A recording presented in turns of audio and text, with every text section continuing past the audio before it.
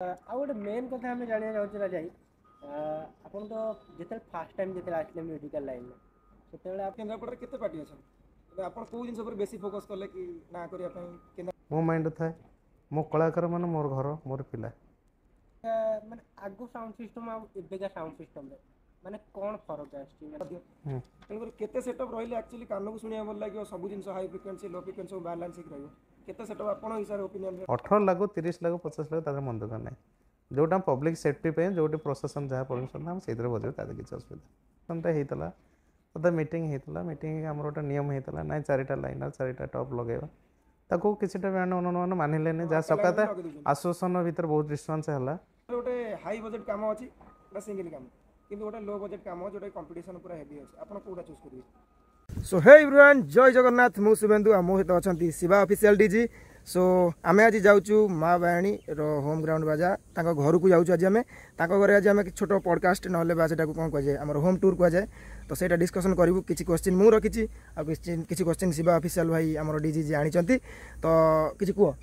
କ'ଣ କହିବା ସିଧା ଯିବା ମା ବାଣୀଙ୍କ ହୋମ୍ ଗ୍ରାଉଣ୍ଡକୁ ଆଣ୍ଡ ଯଦି ଜଏନ୍ ସାର୍ ଥିବେ ତାଙ୍କ ସହିତ କଥା ହେବା ନହେଲେ ରାଜା ଯଦି ଥିବେ ତାଙ୍କ ସହିତ ବି କଥା ହେବା ଯିଏ ଥିବେ ତାଙ୍କ ସହିତ କଥା ହେବା ମା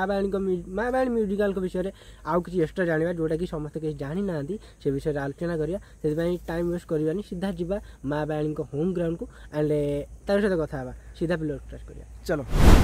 ନମସ୍କାର ସମସ୍ତଙ୍କୁ ଜୟ ଜଗନ୍ନାଥ ଆଣ୍ଡ ଏଥିସହିତ ଆମେ ଆଜି ପହଞ୍ଚି ସାରିଛୁ ମା ବାଣୀ ମ୍ୟୁଜିକାଲଙ୍କ ପାଖରେ ଆଣ୍ଡ ଆଜି ଆମ ଗହଣରେ ଉପସ୍ଥିତ ଅଛନ୍ତି ଆମର ରାଜା ଭାଇ ଯିଏକି ମା ବାଣୀ ମ୍ୟୁଜିକାଲଙ୍କର ମାଷ୍ଟର ଆଣ୍ଡ ପ୍ରୋଭାଇଡ଼ର ମ୍ୟାନେଜର ସବୁକିଛି ଆପଣ ଯାହା କହିବେ ଚଳିବ କିନ୍ତୁ ସିଧା ଯିବା ଭାଇଙ୍କ ସହ କଥା ହେବା କିଛି ଜାଣିବା କିଛି ଶୁଣିବା ସିଧା ରାଜାଙ୍କ ସହିତ କଥା ହେବା। ତ ରାଜା ନମସ୍କାର ଆପଣଙ୍କୁ ଆଣ୍ଡ ସ୍ୱାଗତ କରୁଛୁ ଆମ ଚ୍ୟାନେଲକୁ କିଛି ସମୟ ଦେଇଥିବାରୁ ବି ବହୁତ ବହୁତ ଧନ୍ୟବାଦ ଆଣ୍ଡ କିଛି ପ୍ରଶ୍ନ ଅଛି ମୋର ଭାଇଙ୍କର ଆଉ କିଛି ଅଡ଼ିଏନ୍ସ ମାନେ ଯେଉଁମାନେ ଆପଣଙ୍କୁ ଦେଖୁଛନ୍ତି ଯେଉଁମାନେ ଭଲ ପାଇବା ଦେଉଛନ୍ତି ଆଉ ଆଗାମୀ ଦିନରେ ଯେଉଁ ଅନୁଷ୍ଠାନ ଆପଣଙ୍କୁ ବୁକିଂ କରିବାକୁ ଚାହୁଁଛନ୍ତି ସେମାନେ ବି ଚାହୁଁଛନ୍ତି ଆପଣଙ୍କ ବିଷୟରେ କିଛି ଜାଣିବା ପାଇଁ ଆପଣଙ୍କ ବିଷୟରେ କିଛି ଶୁଣିବା ପାଇଁ ଆଉ 2026 ଏବେ ଯେଉଁ ପ୍ରୋଗ୍ରାମ ଚାଲିଛି ସେ ବିଷୟରେ କିଛି ଅପଡ଼େଟ୍ ନେବା ପାଇଁ ତ କିଛି ପ୍ରଶ୍ନ ରଖିବି ଆପଣ ଆଗରେ ଆଶା କରିବି। ତ ମୁଁ ଆରମ୍ଭ କରିବା ପାଇଁ ବି ମାନେ ରାଜା ମାନେ ଏମିତି କ'ଣ ମାଇଣ୍ଡ ଆସିଲା ଆପଣଙ୍କ ମାଇଣ୍ଡରେ ମାନେ କି ଆମର ଗୋଟେ ମ୍ୟୁଜିକାଲ ଓପନ୍ ହେଲେ ଭଲ ହୁଅନ୍ତା ଫ୍ୟୁଚରରେ ଏମିତି ଇମ୍ପ୍ରୁଭ୍ କରିବ। ଦେଖିବାକୁ ଗଲେ ଏ ଲାଇନ୍ରେ ହିଁ ଆମେ ପିଲା ଟୋଟାଲ୍ ନଥିଲୁ ମୂଳତା କଥା ଆମେ ପାଠ ପଢ଼ି ଏଜୁକେସନ୍ ପିଲା ଥିଲୁ କଥାରେ ଅଛି ଘରେ କଳା ସଂସ୍ଥା ଅଛି ମାନେ ମନ ଆପେ ଟାଣିବ ଏ ଲାଇନ୍ଟା ମୋ ପାଇଁ ସେଇଆ ହିଁ ହେଇଗଲା ମାନେ ଆଗରୁ ଲାଇନ୍ରେ ଥିଲେ ଏ ଲାଇନ୍ରେ ଟୋଟାଲ୍ ନଥିଲି ମୁଁ ଖାଲି ଦେଖେ ଆମର ଅଛି ବୋଲି ମ୍ୟୁଜିକାଲ୍ ଅଛି ଟେଣ୍ଟ ହାଉସ୍ ଥିଲା ବଡ଼ ଟେଣ୍ଟ ହାଉସ୍ ବି ଥିଲା ମୁଁ ଦେଖେ ଛୋଟବେଳେ ଆମର ସଂସ୍ଥା ଅଛି ଆମେ ପାଠ ପଢ଼ିବାରେ ବ୍ୟସ୍ତ କିନ୍ତୁ ସମୟ ଏମିତି ଆସିଲା कि ए लाइन ही मत ही सब किसी କରିବାକୁ ପଡ଼ିଲା ମୁଁ ଭାବିନଥିଲି ଏ ଲାଇନ୍ରେ କଦାପି ପଶିବି କାହିଁକିନା ଇଲେକ୍ଟ୍ରିକାଲ ଇଞ୍ଜିନିୟର ମୁଁ ଅଲରେଡ଼ି ମୋର ଜବ୍ ହେଇଯାଇଥିଲା ଜବ୍ ଯାଇଥାନ୍ତି ସେଇ ସମୟ ଫ୍ୟାମିଲି ଏମିତି ଇସ୍ୟୁ ହେଲା ଯାହାକି ଏ ସଂସ୍ଥାରେ ପଶେଇଲେ ଆଉ ମ୍ୟୁଜିକାଲ ଲାଇନ୍ ମୋତେ ଭଲ ବି ଲାଗେ କାହିଁକିନା ଯେହେତୁ ଛୋଟବେଳୁ ଆମେ କଳା ସଂସ୍ଥା ଦେଖି ଯାଇଛୁ କିଛିଟା ଫରକ ଜିନିଷ ପଡ଼ିବ ତ ଯେହେତୁ ସମୟକୁ ନେଇକି ଘର ସ୍ଥିତି ଖରାପ ପଡ଼ିଲା ସେଇଠୁ ଟେକ୍ଅପ୍ କରିବାକୁ ପଡ଼ିଲା ଆଉ ଟେକ୍ଅପ୍ କଲା ପରେ ଚେଞ୍ଜ ଅପ୍ କରିବା ଚେଷ୍ଟା ହେଲା ଚାଲିଥିଲା ସେଥିରେ ଆଉ ମାନେ ସାଉଣ୍ଡ ଲାଇନ୍ ଉପରେ ଆପଣ ଆଗରୁ କିଛି ଷ୍ଟଡି କରିଥିଲେ ନା କିଛି କୋର୍ସ ଯେମିତି ଆପଣ କହିଲେ ଇଲେକ୍ଟ୍ରିକାଲ ଇଞ୍ଜିନିୟରିଂ କରିଥିଲେ ତା ଭିତରେ ଶୁଣିବାକୁ ମିଳୁଛି ବାହାର କି ଯାଇ ମଝିରେ ଆମର ସାଉଣ୍ଡ ଇଞ୍ଜିନିୟରିଂ କୋର୍ସ କରିଥିଲେ କି ଶୁଣିବାକୁ ମିଳୁଛି ବାହାର ପବ୍ଲିକ୍ କୋର୍ସ ତ ନୁହଁ ମୋର କହିବାକୁ ଗଲେ ଗୋଟେ ମନେ ଗଡ଼ଫାଦର ବୋଲି ଭାବେ କି ଗୋଟେ ଭଲ ସାଉଣ୍ଡ ଇଞ୍ଜିନିୟର ତ ମୁଁ ଭାବେ ତାଙ୍କୁ ଫଲୋ ଅପ୍ କରିକି ମୁଁ କିଛିଟା ଶିଖିଛି ତାଙ୍କ ନାଁ ବି କହିଦେଉଛି ସୋନୁ ଭାଇ ସରସ୍ୱତୀର ମୁଁ ତାଙ୍କ ବଡ଼ ଭାଇ ଭଳିଆ ମାନେ ସିଏ କ'ଣ ଭାବନ୍ତି କିଏ ନ ଭାବନ୍ତି ଲୋକ ଭାବନ୍ତି ମୁଁ ସବୁ ସମୟ ତାଙ୍କ ପାଖରେ ଯାଇ ଠିଆ ହୁଏ ଭଲ ମନ୍ଦ ତାଙ୍କ ତ ଶିଖେ ସାଉଣ୍ଡ ଇଞ୍ଜିନିୟର କୋର୍ସ ତ କରିନି କିନ୍ତୁ କୋର୍ସଠୁ ବି ବଳି ସେ ମୋ ପାଇଁ କହିଲେ ଚଳେ। ତ ମୁଁ ପଚାରି ଦେଉଛି ଆଜ୍ଞା ଯେତେବେଳେ ଆପଣ କହିଲେ କି ଷ୍ଟାର୍ଟ କଲେ ମାନେ ଆଗରୁ ଟେଣ୍ଟ ଫେଣ୍ଟ ଥିଲା ତ ଏଇଟା ବାୟାଣୀ ମ୍ୟୁଜିକାଲ ଯେଉଁ ଲଞ୍ଚ ହେଲା ଏଇଟା କେଉଁ ଇୟର୍ ଥିଲା ମାନେ ଫାଷ୍ଟ ଇୟର୍ ଥିଲା 2004 ମସିହା। ଆଚ୍ଛା ସେ ଟାଇମ୍ରେ ସେଟଅପ୍ କେତେ କ'ଣ ଥିଲା ବକ୍ସ କ'ଣ ଲାଗୁଥିଲା ସେତେବେଳେ ତ ବ୍ୟାଣ୍ଡ ପାର୍ଟି କହିଲେ ଲୋକ ତ ଜାଣନ୍ତିନି ବ୍ୟାଣ୍ଡ ପାର୍ଟି କ'ଣ ଏମିତି ଗାଁରେ ଜାଣିଥିଲେ ବାଜା ବୋଲି ଜାଣନ୍ତି ବ୍ୟାଣ୍ଡ ପାର୍ଟି ବି ଜାଣିନଥିଲେ ମ୍ୟୁଜିକାଲ କ'ଣ ଜାଣିନଥିଲେ ଲୋକ ସେତେବେଳେ ସେଟଅପ୍ କ'ଣ ସେଟଅପ୍ କହିଲା ହାତ ତିଆରି ବକ୍ସ ଜଳେଶ୍ୱର ବକ୍ସ ସେତେବେଳେ ଚାଲୁଥିଲା ସେତେବେଳେ ଯେଉଁ ବ୍ୟାଣ୍ଡ ପାର୍ଟି କେତେ ଥିବ ଜଳେଶ୍ୱର ବକ୍ସ ସେ ବକ୍ସ ପାର୍ଟି ହାଇଲାଇଟ୍ କରନା ଜଳେଶ୍ୱର ବକ୍ସରେ ପାର୍ଟି 2004 ମସିହା ଆରମ୍ଭ ହେଇଥିଲା ଇଏ ମାନେ ଯେତେବେଳେ ଆପଣ ସାଉଣ୍ଡ ଲାଇନ୍କୁ ଆସିଲେ ମାନେ ଯେହେତୁ ମାନେ ଏତେ ବଡ଼ ଅନୁଷ୍ଠାନ ବହୁତ ସାରା ଷ୍ଟାଫ୍ ମାନେ ବି ଅଛନ୍ତି ତା ଭିତରେ କିଛି ନା କିଛି ଇସ୍ୟୁ ହେଇଥିବ ମାନେ ଯଦି ଜଣେ ଲୋକ ମାନେ ସବୁ କଥା ମେଣ୍ଟେନିଂ କରିବ ମ୍ୟାନେଜିଂ କରିବ ତା ଭିତରେ କିଛି ନା କିଛି ଡିଷ୍ଟର୍ବାନ୍ସ ତ ହେଉଥିବ ମାନେ ଏତେ ସବୁ ଜିନିଷ ଆପଣ ଏକାଡ଼ିଆ କେମିତି କ'ଣ ମ୍ୟାନେଜ୍ କରନ୍ତି କିଛି ପ୍ରୋବ୍ଲେମ୍ ହୁଏନି? କଥାରେ ଅଛି ଶିକ୍ଷିତ ଲୋକ କେତେବେଳେ ହଇରାଣ ହୁଅନ୍ତିନି। ପାଠ ପଢ଼ିଆ ଲୋକ ମାନେ ଶିକ୍ଷିତ ହେବାକୁ ହେଲେ ପାଠ ପଢ଼ିବାଟା ମୁଖ୍ୟ ଏକା ଦରକାର। ପାଠ ପଢ଼ିଲେ ଶିକ୍ଷିତ ମଣିଷର ବ୍ୟବହାର ଅଟୋମେଟିକ୍ ଚେଞ୍ଜ ରହିବ। ଆଉ ପାଠ ପଢ଼ିଆ ମଣିଷ ମୂର୍ଖ ମଣିଷ ଭିତରେ ମ୍ୟାନେଜ୍ କରିବା କଷ୍ଟକର ହୁଏ। ସେଥିପାଇଁ ଆମେ ଯେହେତୁ କ୍ଲାରିଫାଇ କଲେ ରାଜା କି ଯୋଉଟା କି ମାନେ ବ୍ୟାଣ୍ଡ ଲିଷ୍ଟ ଯେଉଁମାନେ ଅଛନ୍ତି ସେମାନେ ଏମିତି ମାନେ ନର୍ମାଲି ଜିନିଷ ଲୋକ ଚଲେଇବା ଯାହା ବି ଏଜୁକେସନ ନାଇଁ ବି ଦରକାର ଅଛି। ନର୍ମାଲ ଲୋକ ଚଲାଉଛନ୍ତି କିନ୍ତୁ ତାଙ୍କ ବିହେଭିଅର ଲୋକମାନେ ନେଇ ଚାଲିବା ତାଙ୍କ କଥାବାର୍ତ୍ତା ବହୁତ ଡିଫରେଣ୍ଟ ରହୁଛି। ଏଜୁକେସନ ନିହାତି ଇମ୍ପୋର୍ଟାଣ୍ଟ ରହୁଛି। ହଁ ପାଠ ପଢ଼ାଟା ଖାଲି ଚାକିରି ପାଇଁ ନୁହଁ, ପାଠ ପଢ଼ାଟା ମଣିଷ ଏଜୁକେଟେଡ଼ ହେବା ପାଇଁ କି ମଣିଷର ଚାଲିଚଳନ ବ୍ୟବହାର ପାଇଁ ଦରକାର। ଯେତେବେଳେ ଏବେ ଯେଉଁ ଆସୁଛି ଆମର ସରସ୍ୱତୀର ମାନେ ଏବେ ଯେଉଁ ସରସ୍ୱତୀ ପୂଜା ନେକ୍ସଟ ଆସୁଛି ଏବେ ତ ସରିଗଲାଣି ଗୋଟେ ବର୍ଷର କେତେ ପ୍ରୋଗ୍ରାମ ଆସି ଗଣେଶ ପୂଜା ସରିକି ଏଇଟା ଆମର କାର୍ତ୍ତିକ ସରି ଆସିଗଲାଣି 10 ତାରିଖ ବୋଧେ ମେ ବି ଲାଷ୍ଟ। ତ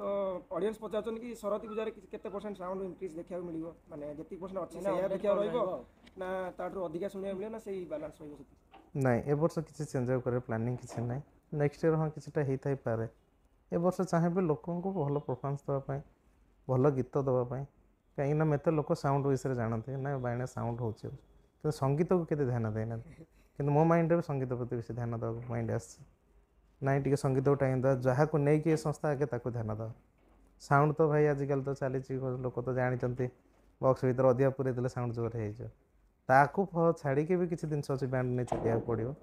ତାକୁ ଏବେ ଟିକେ ଧ୍ୟାନ ଦେଉଛି ଏ ବର୍ଷ ତାକୁ ଟିକେ ବେଶୀ ଧ୍ୟାନ ଦେବି। ତାପରେ ନେକ୍ସଟ ଇୟର ଦେଖିବା କିଛିଟା ନୂଆ କରିବା। ପବ୍ଲିକ ଯେହେତୁ ଚିନ୍ତାଧାରା ଅଛି ଆମ ପ୍ରତି ଭଲ ପାଇବା ଅଛି ଦେଖିବା ନୂଆ କିଛି କରିବା। ଆଉ ରାଜା ଯେହେତୁ ଓଡ଼ିଶା ସାରା ମା ବାୟାଣୀ ମ୍ୟୁଜିକାଲର କିଛି ଗୋଟେ ଅଲଗା ପରିଚୟ ହେଇଗଲାଣି ଯେମିତିକି କେନ୍ଦ୍ରାପଡ଼ା ରାଣୀ ମା ବାୟାଣୀ କି କେନ୍ଦ୍ରାପଡ଼ା ବାଘୁଣୀ ମା ବାୟାଣୀ କେନ୍ଦ୍ରାପଡ଼ାର ବାଘୁଣୀ ଏ ଜିନିଷ ଯେତେବେଳେ ଆପଣ ଶୁଣୁଛନ୍ତି ମାନେ କେତେ ଖୁସି ଲାଗୁଛି ମାନେ ଯାହା ହଉ ଏତେ ପରିଶ୍ରମ କଲା ପରେ ମୋର ଗୋଟେ ନାଁ ତିଆରି ହେଇଛି ଏତେ ପପୁଲାରିଟି ହେଉଛି ମାନେ ଯେତେବେଳେ ପବ୍ଲିକଙ୍କ ମୁହଁରୁ ଏସବୁ ଶୁଣିବାକୁ ମିଳୁଛି କି କେନ୍ଦ୍ରାପଡ଼ା ବାଘୁଣୀ କି ମା ବାୟାଣୀ ସେତେବେଳେ ଆପଣଙ୍କୁ କେମିତି ଲାଗେ ମାନେ କେଉଁ ଟାଇପ୍ର ଖୁସି ଲାଗେ କି ପ୍ରାଉଡ଼ ଲାଗେ? ହଁ ସେଇଠି ମାନେ ଆଉ ଗୋଟେ କଥା ଆପଣ ଫାଷ୍ଟ ଏବେ କେବେ ପହଞ୍ଚିଲା ମାନେ କାହାଠୁ ଆପଣ ଶୁଣିଥିବେ ତ ନିହାତି ନା ନାହିଁ କି ନାଇଁ କେନ୍ଦ୍ରାପଡ଼ା ରାଣୀ ଇଏ ଲୋକ କିଏ ଖରାପ ନେଉଛନ୍ତି କିଏ ଭଲ ନେଉଛନ୍ତି କିନ୍ତୁ ଆପଣଙ୍କୁ ସେଇଟା ଭଲ ପାଇବା କିଛି ଲୋକ ଦେଉଛନ୍ତି କିଛି ଲୋକ ତ ଯାଇ ଗାଳି କରିବା କଥା କରିବେ ତ ତା ବିଷୟରେ କିଛି କୁହନ୍ତୁ ମାନେ କୋଉଟା ଠିକ୍ କୋଉଟା ଭୁଲ ନବା କୋଉ ନାଇଁ କଦାପି ସେମିତି ମାଇଣ୍ଡରେ ଆମେ ଚାଲିନା ମୋ ରାଣୀ ନାଁ ଦିଅ କି ବାଘୁଣୀ ନାଁ ଦିଅ ନାହିଁ। ମା ବାୟାଣୀ ଗୋଟେ ମ୍ୟୁଜିକାଲ ବୋଲେ ଭଲ ପାଇବା ସେତିକି ଆମେ ଜାଣୁ। ସେ ଭଲ ପାଇବା ଭିତରେ ନାଁ ସବୁ ପବ୍ଲିକ ଠୁ ସୃଷ୍ଟି ହେଇଛି ନାଇଁ ଆମର ସେମିତି କିଛି ଚିନ୍ତାଧାରା ଅଛି ନା ଇଏ ଅଛି ନା ଆମ କର୍ମ ଦେଖି ଲୋକ ଯେ ଭଲ ପାଇବା ପାଉଛନ୍ତି ତାହେଲେ ସେଥିରେ ସେ ନାଁ ଦେଇଛନ୍ତି ନାହିଁ। ରାଣୀ ଯେହେତୁ ମାଆଙ୍କ ନାଁରେ ଯେ ପାର୍ଟିଟା ଅଛି ସେଥିପାଇଁ ରାଣୀ ନାଁ ଦେଇଛନ୍ତି ଆଉ ସେ କେନ୍ଦ୍ରାପଡ଼ା ରାଣୀ। ବିଷୟରେ ସେ ନାଁ ବିଷୟରେ ବି କିଛି ଆମେ ଜାଣିବାକୁ ଚାହୁଁଛୁ ମାନେ ମା ବାୟାଣୀ ମ୍ୟୁଜିକାଲ ସେ ନାଁ ଦେବା ପଛରେ ବି ବହୁତ କିଛି ଇତିହାସ ଅଛି ଯୋଉଠିକି ଆମେ ଶୁଣିଥିଲୁ କି ମାନେ କେମିତି ମୁଁ ଓପନ୍ ଯେତିକି ହେଲା ଜାଣିଛି କେମିତି ବୋଧେ ଆପଣଙ୍କର ଏଇଟା କହିବା ଫାଷ୍ଟ ଡିଜେ ଥିଲା ନା ଡାଇରେକ୍ଟ ଆପଣ ମ୍ୟୁଜିକାଲ ଷ୍ଟାର୍ଟ କଲେ ନା କେମିତି କ'ଣ ଷ୍ଟାର୍ଟ ହେଲା କେମିତି? ନାଇଁ ଆଗେ ବାତ୍ୟା 1999 ମସିହାରେ ଟେଣ୍ଟ ହାଉସ୍ ଆରମ୍ଭ ହେଇଥିଲା। ଦାଦା ବାବା ମିଶି ଟେଣ୍ଟ ହାଉସ୍ କରିଥିଲେ। ଟେଣ୍ଟ ହାଉସ୍ ଚାଲିଲାର କିଛି ବର୍ଷ ପରେ ଗୋଟେ ମ୍ୟୁଜିକାଲର ଓନର୍ ଜଣେ ବିକିବା ବାହାରିଲେ ତ ସେତେବେଳେ ଛୋଟ ମୋଟ ଡିଷ୍ଟାନ୍ସ ନେଇ ହେଇଥିଲା ସେ ମାଲିକ ବହୁତ ଅସୁବିଧା ଥିଲେ ତ ବାବାଙ୍କ ସାଙ୍ଗ ଦୁଇ ଜଣ ମିଶିକିରି ଏ ସଂସ୍ଥା କରିଥିଲେ। ବାବା ଯେହେତୁ କଳା ଲାଇନ୍ର ଲୋକ ଟିକେ ଡ୍ରାମା ଫ୍ରାମା କରନ୍ତି ଆଗରୁ ଟିକେ ତାଙ୍କର ଟିକେ କଳା ପ୍ରତି ଭଲ ଇଏ ଅଛି ତ ଏ ଲାଇନ୍ ସେ କରିଥିଲେ। ସେ ତ କରିବା ସହିତ ମିଶିକି ଯେହେତୁ ସଂସ୍ଥା କରିଥିଲେ ତାପରେ ସିଏ ତାଙ୍କ ସମୟରେ ପାର୍ଟି 2016-17 ମସିହା ଯାକେ ନର୍ମାଲି ଚଲାଉଥିଲେ। ସେପଟେ ଆମେ କିଛି ଜାଣିନଥିଲୁ ଏ ଲାଇନ୍ରେ ପଶିନୁ ଆମେ ପାଠ ପଢ଼ୁଥିଲୁ। ତାପରେ ଆମେ ଏ ଲାଇନ୍ରେ ପଶି ଆମେ ସଂସ୍ଥା ଟେକଅପ୍ କଲୁ ଧୀରେ ଧୀରେ। ଯେତେବେଳେ ଆସିଲେ ମ୍ୟୁଜିକାଲ ଲାଇନ୍ ସେତେବେଳେ ମୋ କ'ଣ ମା ବାୟାଣୀ ମ୍ୟୁଜିକାଲ ନାଁ ଥିଲା ନା ଆଗରୁ ଆଉ ଅଲଗା କିଛି ନାଁ ଥିଲା? ନାଇଁ ମା ଗଜବାୟାଣୀ ମ୍ୟୁଜିକାଲ ଆଣ୍ଡ ଅର୍କେଷ୍ଟ୍ରା ବୋଲି ନାଁ ଥିଲା। ଯେଉଁ ନାଁଟା କି ସାଧାରଣତଃ ଆଜିକା ବୋର୍ଡ଼ରେ ଲେଖିଲେ ବୋଧେ 3ଟା ବୋର୍ଡ଼ ସାଙ୍ଗେ ସମାନ ହେଇଯିବ। ନାଇଁ ମୁଁ ଯେତେବେଳେ ଆସିଲି ତାକୁ ସର୍ଟ ଫର୍ମ କଲି ଯେଉଁଟାକି ଲୋକ ସମସ୍ତେ ଜାଣିପାରିବେ ସର୍ଟ ନାଁରେ ବି ଏଇଟା ଜାଣିପାରିବେ। ଯୋଉ ଚେଞ୍ଜ ହେଲା ଏଟା କୋଉ ମସିହାରେ ହେଇଥିଲା କି? ଏଇଟା ଚେଞ୍ଜ କଲି 2016 ମସିହାରେ ଚେଞ୍ଜ ହେଲା ତାପରେ ଚେଞ୍ଜ ହେଲା 10 ବର୍ଷ ଭଳିଆ ପାଖାପାଖି ହବ। 8-9 ବର୍ଷ ହଁ ମା ଗଜବାୟାଣୀ ଥିଲା ସେଇଟା ମୁଁ ସର୍ଟ ଫର୍ମ କରିଦେଲି ମା ବାୟାଣୀ। ଆଚ୍ଛା ଠିକ୍ ଅଛି ରାଜା ଆମର ଯେଉଁ ଏଠି ବହୁତ ଲୋକ ଚାହୁଁଛନ୍ତି ଆମର ମା ବାୟାଣୀକି ବଜାଇବା ପାଇଁ ଚାହୁଁଛନ୍ତି କିନ୍ତୁ ବଜାଇ ପାରୁନାହାନ୍ତି ଯେହେତୁ ଆପଣଙ୍କର ପ୍ରତିବର୍ଷ ପରମାନେଣ୍ଟ କମିଟି ରହିଯାଉଛି କେତେଟା କି ଯଦି ଫିକ୍ସ ବାଜି 30ଟା ତ ଲୋକ 30 ଦିନ ପରେ ଭସାଣି କରିବାକୁ ଭଲ ପାଉନାହାନ୍ତି ତେଣୁକରି ଲୋକମାନେ ବହୁତ ପାର୍ଟି ଆମେ ଦେଖିବାକୁ ପାଉଛୁ 2ଟା ପାର୍ଟି କରିଦେଲେଣି ତ ଆପଣମାନଙ୍କୁ ସେଠି କିଛି ଭାବିବାକୁ ମାନେ ଭାବୁଛନ୍ତି କି ତାଙ୍କ ପାଇଁ କିଛି କରାଯାଇପାରିବ 2ଟା ସେଟଅପ୍ କି ଆଗକୁ କ'ଣ ସେମିତି କିଛି ଭାବିଛନ୍ତି? ନାଇଁ ସେମିତି ହେଇଥିଲା ତ ମୁଁ ଡିଜେ ବ୍ୟାଣ୍ଡ 2-3ଟା କରିଦେଇଥାନ୍ତି ମୁଁ ସେଇଥିପାଇଁ ମୋର ପର୍ସନାଲ୍ ଅଲଗା ବିଜନେସ୍ କରୁଛି। ଏଇଟା ଲୋକଙ୍କୁ ଭଲ ପାଇବା ବଢ଼ିଯାଇଛି ଏତେ ଯେ ଯାହା ପ୍ରତି କି ଆମେ ସେକେଣ୍ଡ କପି କରିବାର ଚାହୁଁନା। ଭଲ ହେଲା, ଭଲ ବଜୁ କି ଖରାପ ବଜୁ, ଗୋଟାଏ ବଜୁ ଲୋକଙ୍କୁ ଭଲ ପାଇବା ଆଣୁ, ସେତିକି ଦରକାର। ଦୁଇଟା କରିବାର ନାହିଁ, ଲୋକ ପଛରେ ଆମ ଗାଳିଗୁଲଜ କରିବାର ନାହିଁ କି ଖରାପ ପଦ କହିବାର ନାହିଁ, କି ଲୋକଙ୍କ ତ ଅଧିକା ଆମାଉଣ୍ଟ ନେବାର ନାହିଁ, କି ଲୋକ ଆମ ମନରେ ଆଣିବାର ନାହିଁ, ମାଲିକ ଆମକୁ ଅଧିକା ପଇସା ନେଇଗଲା। ଏଇଥିପାଇଁ କେବେ ଚିନ୍ତା କରୁନ ଡବଲ କରିବା ପାଇଁ। ଆଉ ମାନେ ଆଉ ଗୋଟେ ମେନ୍ କଥା ଆମେ ଜାଣିବାକୁ ଚାହୁଁଛୁ ରାଜା ଭାଇ, ଆପଣ ତ ଯେତେବେଳେ ଫାଷ୍ଟ ଟାଇମ୍ ଯେତେବେଳେ ଆସିଲେ ମ୍ୟୁଜିକାଲ ଲାଇନ୍ରେ, ସେତେବେଳେ ଆପଣଙ୍କର ଏମିତି ମାନେ ଫାଷ୍ଟ ପ୍ରୋଗ୍ରାମ ବିଷୟରେ ଆମେ ଜାଣିବାକୁ ଚାହୁଁଛୁ। ଫାଷ୍ଟ ପ୍ରୋଗ୍ରାମର ସେ ଏକ୍ସପିରିଏନ୍ସ ବଜେଟ୍ ମାନେ ଥିଲା କେମିତି କ'ଣ, ବାସ୍ ସେଇଟା ମାନେ ଜିନିଷ। ହଁ ବଜେଟ୍ କୋଉ ଟାଇପ୍ର ଥିଲା, ସେଟଅପ୍ କୋଉ ଭଳିଆ ଥିଲା, ଆଉ ଯେତେବେଳେ ଆପଣଙ୍କ ଲାଇଫ୍ର ଫାଷ୍ଟ କମ୍ପିଟିସନ୍ ମାର୍କେଟ, ଏଇଟା ଭାଇ ଖୋଲା କଥା। ଆମେ ନୁହଁ ଖାଲି ସାରା ଓଡ଼ିଶା ଯଦି ଜାଣିଛନ୍ତି ମା ବାୟାଣୀ ମ୍ୟୁଜିକାଲ, ଭାଇ କମ୍ପିଟିସନ୍ ପାଇଁ ପୁରା ଏକ ନମ୍ବର। ସାଉଣ୍ଡ ଯେମିତି ରାଜାଙ୍କର ବ୍ୟବହାର ସେମିତି, କଥାବାର୍ତ୍ତା ସେମିତି, ଆଉ ତାଙ୍କର ସାଉଣ୍ଡ ଟେକ୍ନିକ୍ କିଛି ଅଲଗା, ଆଉ ତାଙ୍କର ସାଉଣ୍ଡ ସିଷ୍ଟମ୍ କିଛି ଅଲଗା। ସେଇ ହିସାବରେ ଆମେ ଜାଣିବାକୁ ଚାହୁଁଛୁ କି ଆପଣଙ୍କର ଫାଷ୍ଟ ପ୍ରୋଗ୍ରାମ ଯେଉଁଟାକି କମ୍ପିଟିସନ୍ ମାର୍କେଟ, ସେ ବିଷୟରେ ଏକ୍ସପିରିଏନ୍ସ କେଉଁ ଭଳିଆ ଥିଲା, ମାନେ ଆପଣ କେମିତି ମ୍ୟାନେଜ୍ କରିଥିଲେ ଯେତେବେଳେ ଫାଷ୍ଟ ଟାଇମ୍ ଆପଣ ଆସିଥିଲେ? ଏ ଲାଇନ୍ରେ ଯେତେବେଳେ ମୁଁ ଏଣ୍ଟ୍ରି କଲି ସେତେବେଳେ କମ୍ପିଟିସନ୍ ବୋଲି ଜିନିଷ କିଛି ନଥିଲା, ଏଇଟା ସତ କଥା। ସେତେବେଳେ ଯେଉଁ ବ୍ୟାଣ୍ଡ ବଜେଇବା, ମ୍ୟାରେଜ୍ ପ୍ରୋଗ୍ରାମ୍ କରିବା, ପୂଜା ପ୍ରୋଗ୍ରାମ୍ ଯେଉଁ କରିବା ଏତେ ନଥିଲା। ହାର୍ଡ଼ଲି ଗୋଟେ ବର୍ଷକୁ 30ଟା 40ଟା ପ୍ରୋଗ୍ରାମ୍ ହାର୍ଡ଼ଲି ହୁଏ। ଏସବୁ ଜିନିଷ ନଥିଲା କି ଆମେ ବଜେଟ୍ ଏତେ ନୁହଁ। ସେତେବେଳେ ବଜେଟ୍ ଶୁଣିଲେ ତ ଲୋକ ଏବେ କହିବେ କାହିଁରେ କ'ଣ ବଜେଟ୍ ବଢ଼ିଗଲାଣି। 2016 ମସିହାରେ ବାଜା ବସିଥିଲା 20,000 22,000 ଟଙ୍କା। ଆଉ ସେତେବେଳେ ଆମାଉଣ୍ଟରେ ପିଲାମାନେ ବହୁତ ଶାନ୍ତିରେ ସମସ୍ତେ କାମ କରୁଥିଲେ। ଏମିତି କିଛି ଟଣା ଘୋଷରା ନଥିଲା କି ଏତେ ଭଳିଆ ଝଗଡ଼ାଝାଟି ଲୋକ ଭିତରେ ହେଉନଥିଲା କି ପବ୍ଲିକ୍ ଭିତରେ ହେଉନଥିଲା। ହଁ ଲେଟ୍ ନାଇଟ୍ ଯାଏଁ ବାଜୁଥିଲା, ଏଇଟା ହେଉଥିଲା। କିନ୍ତୁ ଏ କମ୍ପିଟିସନ୍ କି ଆଜିକା ସମୟରେ ଯେମିତି ଝଗଡ଼ାଝାଟି ହେଉଛି କମିଟି ଭିତରେ, ଏସବୁ ଜିନିଷ ସେତେବେଳେ କିଛି ନଥିଲା। ତ ସେତେବେଳେ ଏ ଲାଇନ୍ ଯେତିକି ଭଲ ଲାଗୁଥିଲା, ଏବେ ଯେତିକି ଭଲ ଲାଗୁ ସେତିକି ଟେନସନ୍ ବି ଲାଗୁଛି ପ୍ରଶାସନକୁ ନେଇ। କାହିଁକିନା ପ୍ରଶାସନ ଏଇ କିଛିଟା କମିଟି ଯେଉଁ କମ୍ପିଟିସନ୍ ଫଳରେ ଝଗଡ଼ାଝାଟି ହେଉଛି, ସେଇ ସକାଶେ ପ୍ରଶାସନ ବେଳେବେଳେ ଆମ ପ୍ରତି ଷ୍ଟ୍ରିକ୍ଟ ହେଇଯାଉଛି, ଯାହାକି ସଂସ୍ଥା ମାନେ ମନ ଥିଲେ ବଢ଼ିବାକୁ ଭୟ ଲାଗୁଛି। ଏବେ ଧୀରେ ଧୀରେ ବକ୍ସ ଲିମିଟ୍ କମି ଚାଲିଲାଣି। କ'ଣ ପାଇଁ ଲିମିଟ୍ କମ୍ ହେଉଛି? ମୋ କହିବା କଥା, ଗୋଟେ ଷ୍ଟେଜ୍ ପ୍ରୋଗ୍ରାମ୍ ଯଦି ଏତେ ବକ୍ସ ଲାଗିପାରୁଛି, ଗୋଟେ ରୋଡ଼ ଶୋ ପ୍ରୋଗ୍ରାମ୍ କାହିଁ ଲାଗିପାରୁନି? କମ୍ପିଟିସନ୍ ସକାଶେ କମ୍ପିଟିସନ୍ ହଉ, ଖୁସି ଭାଷାରେ ହେଉନି। ସେଇଟା ରଗାରୁଷା, ତାକୁ ଖରାପ ବ୍ୟବହାର କରିବା, ସିଏ ତାକୁ ଖରାପ ବ୍ୟବହାର କରିବା, ଏଇସବୁ ଜିନିଷ ସକାଶେ ଏସବୁ ଅସୁବିଧା ହେଉଛି। ପ୍ରଶାସନ ସେଥିପାଇଁ ଏଥିପାଇଁ ଷ୍ଟ୍ରିକ୍ଟ ହେଉଛି ବେଳେବେଳେ। କିନ୍ତୁ ତଥାପି ଆମେ ଜାଣିବାକୁ ଚାହୁଁଛୁ ଫାଷ୍ଟ ପ୍ରୋଗ୍ରାମ, ଆପଣଙ୍କର ଫାଷ୍ଟ ପ୍ରୋଗ୍ରାମ ଗୋଟେ ହ୍ୟାପି ମୋମେଣ୍ଟ ଥିବ କି ହ୍ୟାପି ମୋମେଣ୍ଟ ଥିବ କି ମନ ଭିତରେ ନର୍ଭସ୍ ଥିବ, ମୋ ଆଗରେ ଏତେ ସାରା ଭଲ ଭଲ ମ୍ୟୁଜିକାଲ ଅଛନ୍ତି, ତାଙ୍କ ସହିତ ଗୀତରେ ମୁଁ କେମିତି କ'ଣ କମ୍ପେୟାର କରିବି, ସେଟା ତ ଗୀତ ହଉ, ସାଉଣ୍ଡ ହଉ, କ୍ଲାରିଟି ହଉ, ମୋ ତରଫରୁ କେମିତି ବେଷ୍ଟ ଦେବି, କେମିତି ନାଇଁ ସେତେବେଳେ ତ ଇଏ ନଥିଲା। ଏଟା ଫାଷ୍ଟ ଷ୍ଟାର୍ଟିଂ ହେଲା ଏ ଜିନିଷ 2019 ମସିହାରେ। ଯେବେଠୁ ମୁଁ ଚାହିଁଲି ଯେ ମୁଁ ପାର୍ଟିରେ ଚେଞ୍ଜ ଅଫ୍ କିଛି କରିବି, ସେ ବର୍ଷ ଚାହିଁଲେ ସେଇ ବର୍ଷ ଫାଷ୍ଟ ଗୋଟେ ପ୍ରୋଗ୍ରାମ୍ ଥିଲା ଆମର, ଗୋଟେ କେନ୍ଦ୍ରାପଡ଼ା ଭିତରୁ ଗୋଟେ ଅଛି ବୋଲି କୋରୁଆ ବୋଲି ଗୋଟେ ଜାଗାଟେ ଆମର କେନ୍ଦ୍ରାପଡ଼ା ସେପଟ ସାଇଡ଼୍ରେ ଅଛି, କୋରୁଅ। ନା ଥିଲେ ଭଲ ବ୍ୟାଣ୍ଡ ଥିଲେ। ଫାଷ୍ଟ ଟାଇମ୍ ମୁଁ ବୋଧେ ମୋର ସାଉଣ୍ଡ ସିଷ୍ଟମ୍ କହିଗଲେ ସେତେବେଳେ ଜମା ନଥିଲା, ନିଜର କମ୍ ବକ୍ସ। ସେତେବେଳେ ସାନ ଭାଇ ମୋତେ ବହୁତ ସାହାଯ୍ୟ କରେ।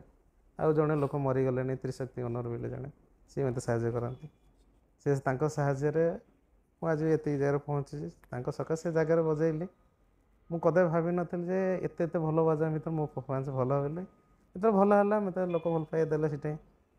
ଭଲ ଲାଗିଲା। ସେ ପ୍ରୋଗ୍ରାମଟା ମୋତେ ଭଲ ଲାଗିଥିଲା। ଗୋଟେ ନାହିଁ, ଗୋଟେ ମୁଁ 2-3 ବର୍ଷ ଭିତରେ କଟିବା ବିଷୟରେ ନାହିଁ, ଏ ବର୍ଷ ଗୋଟେ ପ୍ରୋଗ୍ରାମଟା ସେମିତି ହେଉଛି, ଭଲ ହେଉଛି ବୋଲି।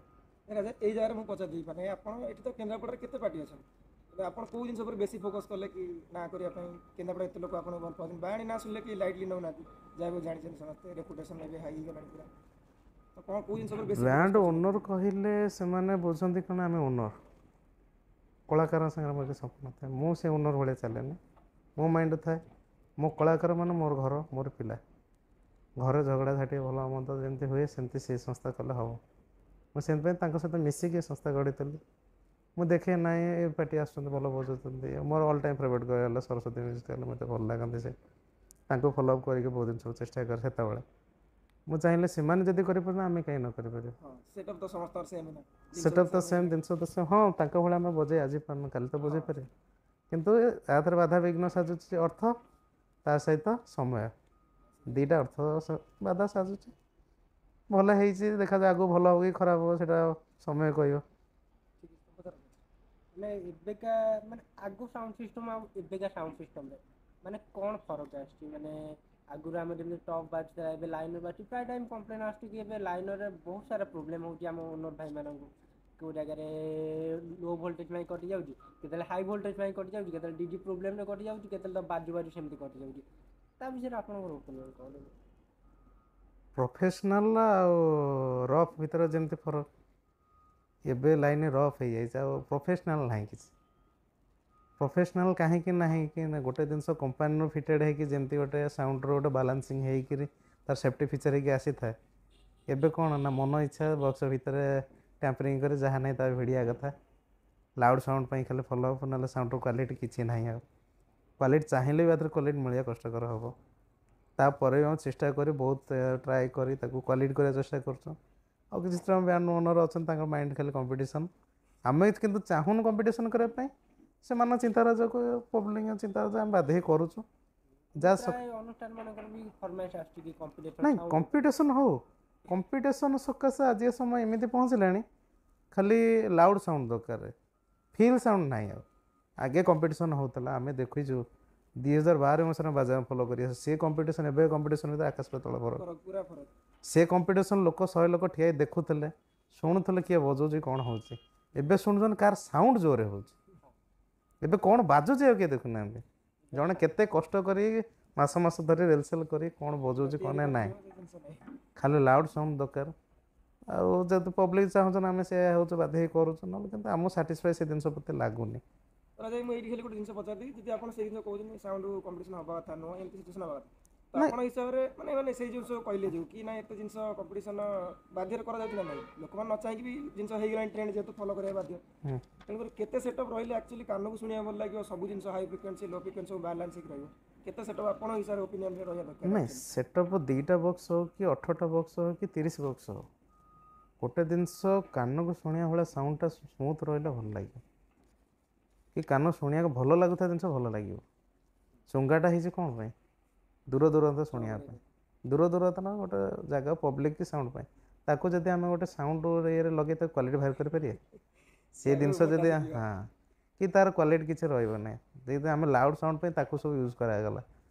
ଓନ୍ଲି ଫର୍ ଲାଉଡ଼ ସାଉଣ୍ଡ ମିଳିବ, କ୍ୱାଲିଟି ଆଉ ମିଳିବନି। କ୍ୱାଲିଟି କରିବା ହେଲେ ଲାଉଡ଼ ସାଉଣ୍ଡରୁ ବନ୍ଦ ହେବାକୁ ପଡ଼ିବ। 18 ଲାଗୁ 30 ଲାଗୁ 50 ଲାଗୁ ତାদের ମନ ଦରକାର ନାହିଁ। ଯେଉଁଟା ପବ୍ଲିକ୍ ସେଫ୍ଟି ପାଇଁ ଯେଉଁଠି ପ୍ରଶାସନ ଯାହା ପରମିସନ୍ ଆମେ ସେଇଥିରେ ବଜାଇବୁ, ତାদের କିଛି ଅସୁବିଧା। ତାପରେ ଏବେ ରିସେଣ୍ଟ ଯେମିତି କାର୍ତ୍ତିକେଶ୍ୱର ପ୍ରୋଗ୍ରାମ ଚାଲିଛି, ମ୍ୟାରେଜ ପ୍ରୋଗ୍ରାମ ପାଇଁ ଚାଲିଛି, ସେମିତି ମାନେ ସରସ୍ୱତୀ ପୂଜା ପାଇଁ କିଛି ଅପଡେଟ୍ ଆସୁଛି କି ଗୀତ କଲେକ୍ସନ ଉପରେ? ପ୍ରାୟ ସମସ୍ତେ ସାଉଣ୍ଡ ସିଷ୍ଟମ ଉପରେ କଥା ହେଉଛନ୍ତି, ସେଟଅପ୍ କ'ଣ ଆସିବ, ଏ ଭାଇ କ'ଣ ସେଟଅପ୍ ଆଣିବେ, ସେ ଭାଇ ସେଟଅପ୍ କ'ଣ ଆଣିବେ, କିନ୍ତୁ ଗୀତ ଉପରେ ଷ୍ଟାଫ୍ ଉପରେ ପ୍ରାୟ କେହି ଏତେ ପ୍ରଶ୍ନ କରୁନାହାନ୍ତି। ସେଥିପାଇଁ ଆମେ ଜାଣିବାକୁ ଚାହୁଁଛୁ ଏବେ ମାନେ ନେକ୍ସଟ ସିଜିନ୍ ପାଇଁ ସାକ୍ସୋଫୋନ୍ ମାଷ୍ଟର କିଏ ଆସୁଛନ୍ତି, ଆଉ ଏବେକା ସିଜିନ୍ରେ ଗୀତ ଉପରେ ଆଉ କ'ଣ କଲେକ୍ସନ୍ କାମ ହେବ, ମାନେ ଯେଉଁଟାକି ସରସ୍ୱତୀ ପୂଜାରେ ଆସିବ ମାର୍କେଟ ପାଇଁ? ନା ଗୀତ ତ ଆମେ ଯେଉଁଠି ବସିଥାଉ ଆମ କଳାକାର ସାଙ୍ଗେ ଯେତେବେଳେ ବସିଥାଉ ସବୁବେଳେ ଆମର ଆଲୋଚନା ହୁଏ, ସବୁବେଳେ ଆଲୋଚନା ନାହିଁ ଆମେ ଏଇ ଗୀତଟା ଆଜି ବଜେଇବା କି ଆଜି ମାର୍କେଟ ଏଇ ଗୀତଟା ବଜାଇଲେ ଭଲ ଲାଗିବ, ଆମେ ସେଥିପାଇଁ ସବୁବେଳେ ତା ପାଇଁ ଡିସ୍କସନ୍ ଚାଲିଥାଏ। ସାଉଣ୍ଡ ପ୍ରତି ଏ ବର୍ଷ ସତ କଥା କହିବାକୁ ଗଲେ ହଁ ଗଣେଶ ପୂଜା ବେଳଠୁ ଟିକେ କାର୍ତ୍ତିକେଶ୍ୱର ପୂଜା ମୋର ଟିକେ ସାଉଣ୍ଡ ସିଷ୍ଟମ୍ ଜଣେ ସାଉଣ୍ଡ ଇଞ୍ଜିନିୟର କଥାରେ ପଡ଼ି ମୋର ଟିକେ ସାଉଣ୍ଡ ପ୍ରୋବ୍ଲେମ୍ ଟିକେ ହେଲା, ତ ତାପରେ ମୋତେ ଟାଇମ୍ ମିଳିବାର ମୋତେ ମାନେ ଏଇ ସିଜିନ୍ରେ ଗଣେଶ ପୂଜା ସାଉଣ୍ଡ ମୁଁ ଶୁଣିଛି, ଆଉ ତାପରେ ପରେ ଯେବେ ଆସିଲା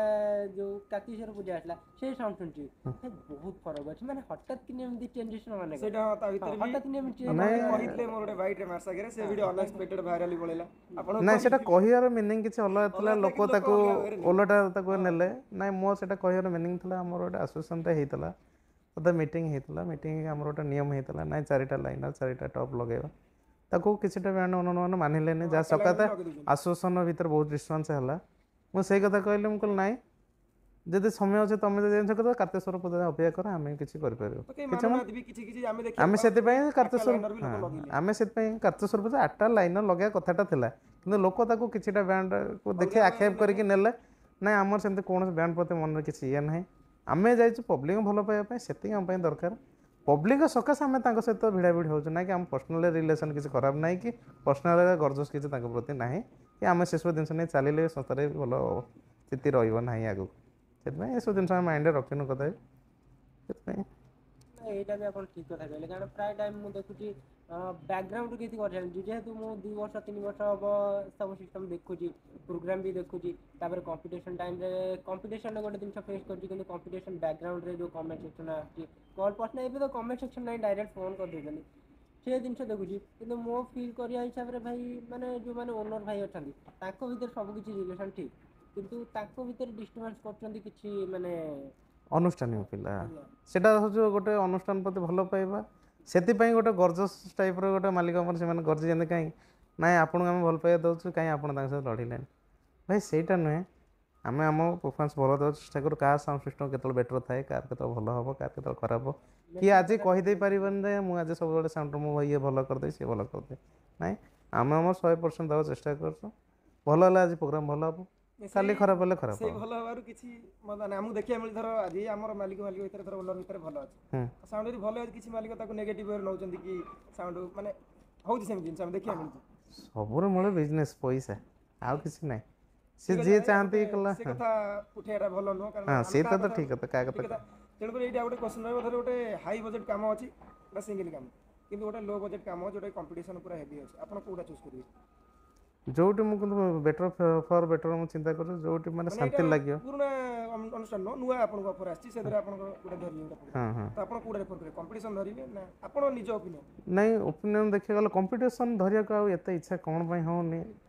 କାହିଁକିନା କମିଟି ଭିତରେ ବହୁତ ବିଶୃଙ୍ଖଳା ସୃଷ୍ଟି ହେଉଛି, ଯଦି ସେଇଟା ବନ୍ଦ ହେଇଯାଏ, କମ୍ପିଟିସନ୍ କ'ଣ ଲୋ ବଜେଟ୍ କ'ଣ ହାଇ ବଜେଟ୍ ସବୁ କାମ କରିବାକୁ ଇଚ୍ଛା, କମ୍ପିଟିସନ୍ କର, ଏନ୍ଜୟ କର, କିନ୍ତୁ ଝଗଡ଼ା ଝାଟି ବନ୍ଦ କର, ଏଇଟା ଆଗେ ବନ୍ଦ। ଏନ୍ଜୟ କର, ଆମେ ବ୍ୟାଣ୍ଡ ଭିତରେ ଆପଣ ଏନ୍ଜୟ କରନ୍ତୁ, କମ୍ପିଟିସନ୍ କର, ଯେଉଁ ଗୀତ କରନ୍ତୁ ବଜେଇ କର, ସବୁ କର, କିନ୍ତୁ ଏଇ ଜିନିଷଟା ବନ୍ଦ ଅଛି। ଡିସିପ୍ଲିନ୍ ଯୋଉଠି ସେଇଠି ଡିସିପ୍ଲିନ୍ ଦରକାର, ଶାନ୍ତି ଶୃଙ୍ଖଳା ଦରକାର, ବ୍ୟବହାର ଭଲ ଦରକାର, ଏଇ 2-3ଟା ଜିନିଷ ଯୋଉଠି ଭଲ ମିଳେ ଆମେ ସେଠି କାମ କରିବାର ଅଛି। ପଇସା କମିଯାଉ ମନ ଦରକାର ନାହିଁ, ପଇସା ଆଜି ଅଛି ନା କାଲି କେଉଁଠି ମିଳିଯିବ, କିନ୍ତୁ ଏଇ ଜିନିଷଟା ଯୋଉଠି ଶୃଙ୍ଖଳା ରହିବ, 100 ଲୋକ ଦେଖିବାକୁ ଆସିବେ ଭଲ ପାଇବେ, ବ୍ୟାଣ୍ଡକୁ ଭଲ ପାଇବେ, ନା ବ୍ୟାଣ୍ଡ ସେ ବିହେଭିଅର୍ ଭଲ ଦେଖିଲେ ଆମକୁ ସେମାନେ ବିହେଭିଅର୍ ଭଲ ଦେବା ଭଲ ପାଇବେ, ଆଉ ସେମାନେ ଯୋଉଠି ଦେଖିବେ ଯେ ଆମ ସାଙ୍ଗରେ ଏମିତି ହେଉଛି, ତାଙ୍କ ବିହେଭିଅର୍ ଆମ ପ୍ରତି ଭଲ କେମିତି ଆସିବ, କଦାପି ଆସିବ ନାହିଁ। କି କମ୍ପିଟିସନ୍ ଦେଖିଲେ ଲୋକ ଦେଖୁଛନ୍ତି ସେଇ ଜିନିଷ ହେଉଛି ବୋଲି ଆଜି ସେମାନେ ସେଇ ଜିନିଷ ଟ୍ରେଣ୍ଡ କରିଦେଲେ, କ'ଣ ନା ସବୁ ଚଢ଼ିବା, ସିଏ ତାକୁ ହାତ ଦେଖେଇବା, ଇଏ ତାକୁ ହାତ ଦେଖେଇବା, ଏଗୁଡ଼ା ଭଲ ନୁହଁ। ନିଜ ନିଜ ଭିତରେ ଗୋଟେ 2 ଘଣ୍ଟା 3 ଘଣ୍ଟା ପ୍ରୋଗ୍ରାମ୍ ଗୋଟେ ଖୁସି ପାଇଁ ନିଜ ନିଜ ଶତ୍ରୁତା ଗଢ଼ୁଛନ୍ତି, କ'ଣ ଦରକାର ଏସବୁ। ସେଥିପାଇଁ କେଉଁ ପ୍ରୋଗ୍ରାମ୍ ସେମିତି କିଛି ନାହିଁ, ଯେଉଁ ପ୍ରୋଗ୍ରାମ୍ ଶାନ୍ତି ଶୃଙ୍ଖଳା ଭଲ ଲାଗେ ସେ ପ୍ରୋଗ୍ରାମ୍ କରିବା ରାଜି। ତ ରାଜା ଭାଇ, ଆପଣଙ୍କର ଏତେ ବର୍ଷ ପ୍ରୋଗ୍ରାମ କରିବା ଭିତରେ ସବୁଠୁ ମାନେ ଭଲ ଅନୁଷ୍ଠାନ ଆପଣଙ୍କ ହିସାବରେ କିଏ? ମାନେ ସବୁଠୁ ସାନ ବୟସ ସାନ ହେଇଥିବେ, ଆଣ୍ଡ ବହୁତ ସାରା ଭଲ ପାଇବା ଦେଉଥିବେ, ମାନେ ବହୁତ ସାରା ସପୋର୍ଟ ଦେଉଥିବେ, ଗୋଟେ ତ ଥିବ ଆପଣଙ୍କ ଯାହା ବି ସହିତ ସବୁବେଳେ ହଁ ଯୋଉଟା କି ଆପଣଙ୍କୁ ଫେଭରାଇଟ୍ ଥିବ, କି ହଁ ଏଇ ଜାଗା ଯେମିତି ଗଲେ ଖୁସି ଘର ଲାଗୁଥିବ, ଯେମିତି ଗୋଟେ ଛୋଟ ଛୁଆଟେ ଥାଏ, ଫ୍ୟାମିଲି ଭଳିଆ ହଁ ଲାଗୁଥିବ। ମୋର ଫ୍ୟାମିଲି 2ଟା ଭିତରେ କମିଟି ଅଛନ୍ତି, ଘର ଫ୍ୟାମିଲି ଭଳିଆ, 2ଟା ନୁହଁ 3ଟା କହିବେ। ଅଲଗା ଅନୁଷ୍ଠାନ ଖରାପ ନୁହଁ, କିନ୍ତୁ ଆପଣଙ୍କୁ ଯାହା ବି ଗୋଟେ ନାଇଁ ପର୍ସନାଲି ଭଲ ମୋ ଲାଗେ। ମୋ ହଁ ଫ୍ୟାମିଲି ଟାଇପ୍ର ଲାଗନ୍ତି ହଁ ମୋତେ, ଯେମିତି ମାନେ ଘର ଭିତରେ ଗୋଟେ 3-4ଟି ପିଲାଟେ କମିଟି ଥାଏ। ଅଛନ୍ତି, ମୋର ଯେମିତି ଫ୍ୟାମିଲି ଟାଇପ୍ର ଘର ଭଳିଆ ମୋତେ ଫିଲ୍ ହୁଏ। ଗୋଟେ ହେଲା ତ ଯୋଉଠି ମୋ ପାର୍ଟିଟା ଖୋଲିଥିଲା, ଯେଉଁମାନେ ମୋତେ ପାର୍ଟି ଜାଣିଲେ, ଯଦି ମୋ ପାର୍ଟି ମା ବାଣୀ ବୋଲି କିଏ ଅଛି ବୋଲି, ଟାଙ୍ଗି master voice master boys master voice, contractor size ଗୋଟେ ବାତଲା ସେଇଟା ତ ଆଉ ଜଣେ ମୋର ସାନ ଭାଇ ଭଳିଆ ମୋତେ ଭଲ ପାଇବା ଦେଇଛି, ଆଉ ସିଏ ମୋତେ ବଡ଼ ଭାଇ ଭଳିଆ ସମ୍ମାନ ଦେଇଛି, ବଦର୍ସ ଗ୍ରୁପ୍ ହଁ ଜଗତପୁର। ଆଉ ଗୋଟେ ହେଲା ଯେଉଁ ସମୟରେ ମୋ ପାର୍ଟି କିଏ ଚିହ୍ନି ନଥିଲେ ଜାଣିନଥିଲେ, ସେ ସମୟରେ ମୁଁ ସେ ଜାଗା ଛାଡ଼ିକି ଆସିକି 5 ବର୍ଷ 6 ବର୍ଷ ହେଲା ସେ ଜାଗା ଦଶହରା ପ୍ରୋଗ୍ରାମ୍ କରୁଛି, ଜଗତସିଂହପୁର ବାଲିଆ ଷ୍ଟୋର ବୋଲି, ସିଏ ଗୋଟେ କମିଟି। ଆଉ ଗୋଟେ ମୋର କମିଟି ଦୃଷ୍ଟିରୁ ଗୋଟେ ଭାଇ ଭଳିଆ ଦୃଷ୍ଟିରୁ ତାଙ୍କ ସହିତ ମିଶିଛି, ସିଏ 2 ଭାଇଙ୍କ ସାଙ୍ଗରେ ମୋର ଗୋଟେ ଭଲ ବଣ୍ଡିଂ, ଗୋଟେ ବଇଁଚୁଆ କମିଟି। ମୁଁ ସେଠି ବେପାର ଦୃଷ୍ଟିରୁ କେବେ ମିଶିନି ତାଙ୍କ ସହିତ, ମୋ ଗୋଟେ ସାନ ଭାଇ ଭଳିଆ ବଡ଼ ଭାଇ ଭଳିଆ ଆମେ ସାଙ୍ଗ ହେଇ ମିଶିଛୁ। ଏ 3-4ଟି କମିଟି ସହିତ ମୋର ବଣ୍ଡିଂ ଏମିତି ଯେ ଏଠି ପଇସାର ଆଲୋଚନା କରେ ନା, କି ସମ୍ପର୍କ ଆଲୋଚନା କରେ, ମନ ମିଳନ ଗୋଟେ ଚାଲେ, ଆଉ ଗୋଟେ ଜୀବନଠୁ ବଳି ଗୋଟେ ଭଲ ସାଙ୍ଗ ପାଇଛି ତୃପ୍ତି ବୋଲି, ବଡ଼ ଭାଇ ଭଳିଆ ସାନ ଭାଇ ଭଳିଆ ସବୁବେଳେ ସେ ମିଶିକି ଅଛି। ଏଇ 3-4 ଜାଗା ମୋତେ ଭଲ ଲାଗେ ସବୁ। ଆଉ ଗୁରୁଜନ ଅନୁଷ୍ଠାନ, ଗୁରୁଜନ ବଡ଼ ଭାଇ, ଇଏ ତ ସାନ ପିଲାଙ୍କ କଥା ଗଲା। ସେମିତି ବାବାଙ୍କ ସାଙ୍ଗରେ ଅଛନ୍ତି, 3-4ଟା କମିଟି ଅଛନ୍ତି, ଭଲ ଭଲ କମିଟି ଅଛନ୍ତି, ଯାହାକି ତାଙ୍କ ଭିତରେ ଗୋଟେ ଛତିଆ ବୋଲି ତାଙ୍କର ଭଲ କମିଟି, ତାଙ୍କ ସହିତ ବଣ୍ଡିଂ ଅଛନ୍ତି,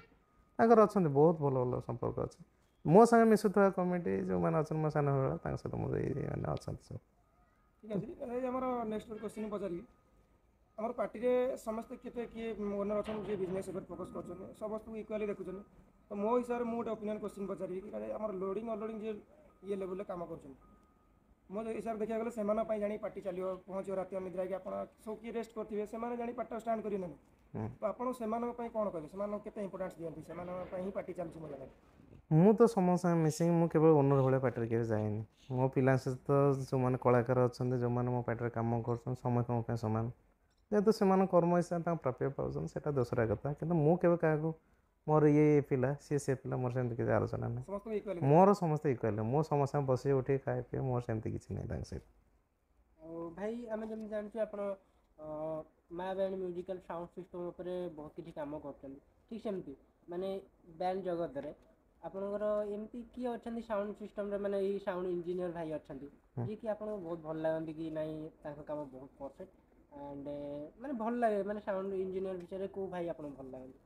ଗୋଟେ କହିଲେ ସୋନଭାଇ ଶୁଣେଇ ସରସ୍ୱତୀ ସରସ୍ୱତୀ ମିଶ୍ର ସୋନଭାଇ କିନ୍ତୁ କ'ଣ କରିବା ଏବେ ଦୁର୍ଭାଗ୍ୟବଶତଃ କିଛିଟା ପ୍ରୋବ୍ଲେମ୍ ହେତୁ ତାଙ୍କୁ ତାଙ୍କ ଦୁର୍ଭାଗ୍ୟ ହେତୁ ତାଙ୍କ ଦେହ ଭଲ ନାହିଁ ହଁ ଆଉ କିଛିଟା କମିଟି ମାନଙ୍କ ସକାଶେ ତାଙ୍କ ସହିତ ମୋ ବଣ୍ଡିଟାକୁ ଟିକେ ଫାଟ ଭଳିଆ ସୃଷ୍ଟି କରିଦେଇଛନ୍ତି ସେମାନେ କିନ୍ତୁ ସୋନୁ ଭାଇଙ୍କର ବହୁତ ଭୂମିକା ରହିଛି ବ୍ୟାଣ୍ଡ ମ୍ୟୁଜିକାଲରେ କହିବାକୁ ନା ଗଲେ ଭୂମିକା ନୁହଁ ମୋ ପ୍ରତି ଭୂମିକା ରହିଛି ବାଣୀ ପ୍ରତି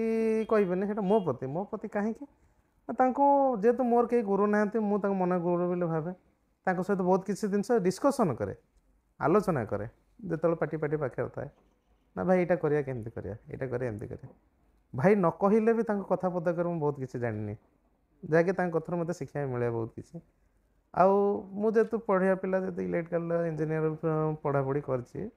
ତ ମୁଁ ସାଉଣ୍ଡର ବହି କିଛି ପଢ଼ାପଢ଼ି କରି ଏ ବିଷୟରେ ଜାଣିଲି ସବୁ କିଛି ଜାଣିପାରିଲି କିନ୍ତୁ ଭବିଷ୍ୟତରେ ଇଚ୍ଛା ଅଛି ଯିବି ବାହାରୁ ଟିକେ ଯିବି 3-4 ମାସ ସାଉଣ୍ଡ କୋର୍ସ ଯିବି କରିବା ପାଇଁ ଏଇଟା ବି ବହୁତ ଜଲ୍ଦି ବି ହେଇପାରେ ବର୍ଷ 1.5 ବର୍ଷ ଭିତରେ ହବାର ଅଛି ହଁ କମ୍ପଲସରି ଯିବି ମାନେ ମା ବ୍ୟାଣ୍ଡ ମ୍ୟୁଜିକାଲ କିଛି ଆଗକୁ ଯାଇ କିଛି ନୂଆ ମଡିଫାଇ କରୁଛି ଆଉ ମଡ଼ିଫାଏ ତ ନୁହଁ ଏଇଟା କହିପାରିବି କି କ୍ଲାରିଟିରେ କିଛିଟା ଚେଞ୍ଜଅପ୍ ଆସିବ ସଙ୍ଗୀତର କିଛିଟା ନ୍ୟୁ ଫୋକସ୍ ଦିଆହେବ ଆଉ କିଛିଟା ବ୍ୟାଣ୍ଡ ଜଗତରେ କିଛିଟା ଚେଞ୍ଜଅପ୍ ଆଣିବାକୁ ଚେଷ୍ଟା କରାଯିବ ଯାହାକି ପ୍ରଶାସନ ବିରୋଧ ହେବାର ନାହିଁ କମିଟିର ବିରୋଧ ହେବାର ନାହିଁ ଯୋଉଠି ଯେଉଁ ଭଲ ପାଇବା ସାଉଣ୍ଡ ସେତିକି ଯୋଜନା ଚଲାଇଛି ମାନେ କିଛି ଯୋଉମାନେ ମ୍ୟୁଜିକାଲ ଲଭର ଅଛନ୍ତି ସଙ୍ଗୀତ ଲଭର ଅଛନ୍ତି ସେ ଠିଆ ହେଇକି ଶୁଣିବେ କି ନାଇଁ ଗୋଟେ ଗୀତ ବାଜୁଛି ହଁ ସେଇଟା ହେଇପାରେ ଯଥାଶୀଘ୍ର ଚେଷ୍ଟା ଚାଲିଛି ଆଉ ବହୁତ ସାରା ପ୍ରୋଗ୍ରାମରେ ଆମେ ଯେହେତୁ ସୋନୁ ଭାଇଙ୍କର କ'ଣ ପ୍ରୋବ୍ଲେମ୍ ହେଇଛି ସେ ଜିନିଷଟା ଆମେ କହିପାରିବୁନି ହଁ ଯେହେତୁ ସେ ଆବସେଣ୍ଟ ଅଛନ୍ତି ଆମକୁ ଟିକେ ଭଲ ଲାଗୁନି ସୋ ଭିଡ଼ିଓ ମାଧ୍ୟମରେ ଯଦି ବି ଭିଡ଼ିଓ ଦେଖୁଥିବେ କି ନ ଦେଖୁଥିବେ ତ ମୋତେ ଜାଣିନାହିଁ ଯଦି ଭାଇ ଭିଡ଼ିଓ ମାଧ୍ୟମରେ ଦେଖୁଥିବେ ତାଙ୍କର ପ୍ରଶଂସକ ଦେଖୁଥିବେ ତାହେଲେ ଭିଡ଼ିଓ ମାଧ୍ୟମରେ ତାଙ୍କୁ କ'ଣ ମେସେଜ୍ ଦେବାକୁ ଚାହିଁବେ ଠାକୁରଙ୍କ ପାଖରେ ଜଗନ୍ନାଥ ପାଖରେ ଏତେ ଇଏ କରି ଭାଇ ମୋର ଜଲ୍ଦି ଫେରି ଆସନ୍ତୁ ଯେମିତି ଆଗରୁ ସମ୍ପର୍କ ବଣ୍ଡିଙ୍ଗ ମୋର ଯେମିତି ଭାଇଙ୍କ ସହିତ ଭଲ ଥିଲା ସେମିତି ସୃଷ୍ଟି ହେଇଯାଉ ଆଉ କିଛି ନାହିଁ ଏତିକି କହିବି ମୁଁ କହିଲି ଆଜି ଆମର ଯେଉଁ ଆପଣ କହିଲେ ଆମର ମାନେ ଫାଷ୍ଟ ଆପଣ ଷ୍ଟାର୍ଟ କରିଥିଲେ ପାର୍ଟି କହିଲେ ବିଜନେସ୍ ଆପଣ ଅଲଗା ଥିଲା ପାର୍ଟି ଛାଡ଼ି ଅଲଗା ବିଜନେସ୍ କ'ଣ ସେଇଟା ଅଡ଼ିଏନ୍ସ ମାନେ ଧର ଜାଣିବା ଚାହିଁବେ ଆପଣ ପାର୍ଟି ଛାଡ଼ି ନାଇଁ ସେଇଟା ତ ନିଜର ପର୍ସନାଲ ଇଏ ଛୋଟ ମୋଟ ବିଜନେସ୍ ସାଇଡ଼ରେ ଚାଲିଛି ତାକୁ ପବ୍ଲିକ ବାଣିକି ଭଲ ପାଇଥାନ୍ତି ତା ପ୍ରତି ଧ୍ୟାନ ବେଶୀ ଦିଅନ୍ତୁ ତାକୁ ଛାଡ଼ି ପର୍ସନାଲ ବିଷୟ ଛାଡ଼ିଦେବେ ମୁଁ ରାଜକନିକାରେ ଥିଲି ମୁଁ ରାଜକନିକାରେ ଡିଜେ ସେଟଅପ୍ ମୁଁ ଦେଖିଥିଲି ସେ ଷ୍ଟ୍ରଗଲ୍ ଲାଇଫ୍ର ଗୋଟେ ପାର୍ଟ ଥିଲା ମୁଁ ରାମନବମୀରେ ଦେଖିଥିଲି ୟେଲୋ ଆଇଚର ମାନେ ବାଣୀ ଜାଣିଛି କିନ୍ତୁ ଭାଇ ଜଣେଇଦେବି ସେତେବେଳେ ମେ ବି ପ୍ରାୟ ସମସ୍ତେ ଜାଣିନାହାନ୍ତି ମୁଁ ବି ଜଣେ କଳାକାର ଥିଲି ମୁଁ ଯାଇଛି ଗୋଟେ ପ୍ରୋଗ୍ରାମ କରିବା ପାଇଁ ମୁଁ ଏ ସେଟଅପ୍ ଦେଖିଥିଲି ବକ୍ସରେ ଲେଖା ହୁଏ MB ଲେଖା ହୁଏ ଆଗରୁ ସେଟଅପ୍ ଆସିଥିଲା ସେ ବକ୍ସର କର୍ଣ୍ଣରରେ MB ଲେଖା ହୁଏ ସେତେବେଳେ ମୁଁ ହଠାତ୍ ଦିନ ଦେଖିଥିଲି ମୋ ପ୍ରୋଗ୍ରାମ ଟିକେ ଫାଙ୍କା ହେଇକି ଯେମିତି ସିଙ୍ଗର ଏବେ ଅଛନ୍ତି ଟିକେ ରେଷ୍ଟ ନେବା ପାଇଁ କି ଟିକେ ଥଣ୍ଡା ଫଣ୍ଡା ପିଇବା ପାଇଁ ଓହ୍ଲେଇକି ଆସନ୍ତି ଠିକ୍ ସେଇଭଳିଆ ମୋ ଷ୍ଟେଜ୍ରୁ ମୁଁ ଓହ୍ଲେଇକି ପଳେଇ ଆସିଥିଲି ତାର ହଠାତ୍ ମୁଁ ସେଟଅପ୍ ଦେଖିଲି MB ଲେଖା ହେଇଛି ତାପରେ ସେ ଭାଇବ୍ରେସନ୍ ଶୁଣିଥିଲି ମାନେ ଯଦି ଷ୍ଟ୍ରଗଲ୍ ଲାଇଫ୍ର ଗୋଟେ ପାର୍ଟ ଯଦି ଏଭଳିଆ ରହୁଛି ମାନେ ଏଭଳିଆ ସାଉଣ୍ଡ ଏଭଳିଆ ଭାଇବ୍ରେସନ୍ ତାହେଲେ ଆଗକୁ ଯଦି ଅପଡେଟ୍ ଆସୁଛି କ'ଣ ସେଇଭଳିଆ ଆସିବ ନା ତାଠୁ ମାନେ ଅଧିକା ଆସିବ କିନ୍ତୁ ଭାଇ ମାନେ ସେ ଡିଜେଟା କିନ୍ତୁ ଏପର୍ଯ୍ୟନ୍ତ ମନ ଅଛି ମୁଁ ରାମନବମୀ ସେ ଡିଜେ ଶୁଣିଛି ସେତେବେଳେ 4-5 ବର୍ଷ ତଳେ ରାମନବମୀ ବାଜିଲା ଲକଡାଉନ ମେ ବି ତା ପରେ ସେତେବେଳେ ସାଉଣ୍ଡ ସେଇଭଳିଆ ଥିଲା ଭାଇବ୍ରେସନ୍ ଥ୍ରୋ ଛେଚିକି ନାଇଁ ଏବେ କ'ଣ ହେଇଛି ନା ଆମ ଲାଇନରେ ଆମେ କ'ଣ ନା ଆମେ ନିଜସ୍ୱ ଇଚ୍ଛାରେ ନିଜେ କଷ୍ଟ କରି ଷ୍ଟ୍ରଗଲ୍ କରି କରୁଛୁ ଲାଇନରେ ହଁ କିଛି ବଡ଼ ଭାଇଙ୍କର ଯେହେତୁ ସାହାଯ୍ୟ ଅଛି ତ ଇନଡାଇରେକ୍ଟଲି ଅଛି ଏବେ ସମୟରେ କ'ଣ ହେଇଯାଇଛି ନା ସାଉଣ୍ଡ ସିଷ୍ଟମ୍ ସମସ୍ତେ ଇକ୍ୱାଲ୍ ବାଜୁଛି ଏବେ କାହିଁକି ନା ଆମର କିଛିଟା ସାଉଣ୍ଡ ଇଞ୍ଜିନିୟର ଭାଇମାନେ ଅଛନ୍ତି ତାଙ୍କୁ ସାହାଯ୍ୟ ପଇସା ଇଏରେ ତାଙ୍କୁ ସାହାଯ୍ୟ କରିକିରି ସେମାନଙ୍କୁ ଉଠାଉଛନ୍ତି ସେଇଟା ଭଲ କଥା କିଛି ଅସୁବିଧା ନାହିଁ କିନ୍ତୁ ଆମେ ତ କାହା ଇଏକୁ ଦେଖି ଆମେ ଫଲୋ କରିନୁ ନିଜ ଚେଷ୍ଟା କରୁଛୁ କି ଆମେ ବି ଏତେ ହ୍ୟୁଜ୍ ଆମାଉଣ୍ଟ ପବ୍ଲିକ ତ ଡିମାଣ୍ଡ କରୁନୁ ଯାହାକି ଆମେ ୟୁନିକ୍ କିଛି ସଡନ୍ କରିପାରିବୁ ଯେହେତୁ ମୋ ରିସେଣ୍ଟରେ ମୁଁ ବାହାଘର ଭଲ ମନ୍ଦ ଯାଇଛି ବହୁତ ପଇସା ବି ଖର୍ଚ୍ଚ ବାର୍ଚ୍ଚ ହେଇଛି ସେଥିପାଇଁ କିଛିଟା ଏବେ ଚେଞ୍ଜ ହେଇପାରୁନି ତା ବୋଲି ପବ୍ଲିକ୍ ଆଶା ଦେବନି ଚେଞ୍ଜ ହେବନି, କିଛିଟା ସମୟ ଆସିବ, ବହୁତ ଫର୍ ବେଟର୍ ଦେବାକୁ ଚେଷ୍ଟା କରିବୁ, ବହୁତ ଚେଷ୍ଟା କରିବୁ ଯେ ବହୁତ ବଡ଼ ଚେଞ୍ଜେସ୍ ଆସିବାର ଅଛି। ନାଇଁ ଚେଞ୍ଜେସ୍ ତ ଏବେ କିଛି ହେବ ନାହିଁ, କାହିଁକି ନା ଏବେ ଚେଞ୍ଜ ଅପ୍ କଲାବେଳୁ ମୁଁ ଭାଇ କାହା ଭଳିଆ ନୁହେଁ ଯେ ଲୋନ୍ ଫୋନ୍ କରି କିଛି କରିପାରିବି, ନିଜ ସକ୍ଷମରେ ଯେତିକି ପାରିବି କରିବି, ନ ପାରିବି ନା ପଛେ ହାତ ଛାଡ଼ି ଦେଇ ସିଷ୍ଟମାଟିକ୍ ୱେରେ ଯିବ, ସିଷ୍ଟମାଟିକ୍ ୱେରେ ଯିବି, ଧୈର୍ଯ୍ୟ ଧରିକି ଯିବି। ଯେମିତି 2004 ମସିହାରୁ ଧୈର୍ଯ୍ୟ ଧରି ଆଜି ଯଦି ଲୋକଙ୍କ ପାଖରେ 2024-25 ମସିହାରେ ପହଞ୍ଚି ପାରିଲି, ତାହେଲେ ଆଗକୁ କାହିଁ ନ ପହଞ୍ଚି ପାରିବି। ହଁ, ଆମେ ତ କେଉଁ କୋଟିପତି ଲୋକ ନୁହଁ ଯେ ଆମେ ତ ସଡ଼ନ୍ ହ୍ୟୁଜ୍ ଆମାଉଣ୍ଟ ଇନଭେଷ୍ଟ କରିପାରିବୁ ନା, ଲୋକଙ୍କ ଦ୍ୱାରା ଆମେ ଏତେ ହାର୍ସ ପଇସା ବି ଡିମାଣ୍ଡ କରୁନୁ ଯାହାକି ଆମେ ହ୍ୟୁଜ୍ ଆମାଉଣ୍ଟ ସଡ଼ନ୍ କିଛି କରିପାରୁନା। ଆମ ଫ୍ୟାମିଲିରେ ସମସ୍ତେ କଳାକାର ଲୋକ ନୁହନ୍ତି ଯାହାଥିରେ ସବୁ ଡିମାଣ୍ଡ ଟାଇମ୍ ଦେଇପାରୁ, ଯାହା ସକାଶେ ବି ଡିଷ୍ଟାନ୍ସ ମୋ ପାଖରେ କିଛିଟା ହେଉଛି ଯେ ମୋ କଳାକାରମାନେ ବି ବାହାରେ ଯାଇପାରୁଛନ୍ତି। କ'ଣ ପାଇଁ ନା ମୁଁ ସେତିକି ଆମାଉଣ୍ଟ ଯେହେତୁ ପେମେଣ୍ଟ ପାଇପାରୁନାହିଁ, ତାଙ୍କୁ ସେ ଆମାଉଣ୍ଟ ଦେଇପାରୁନାହିଁ,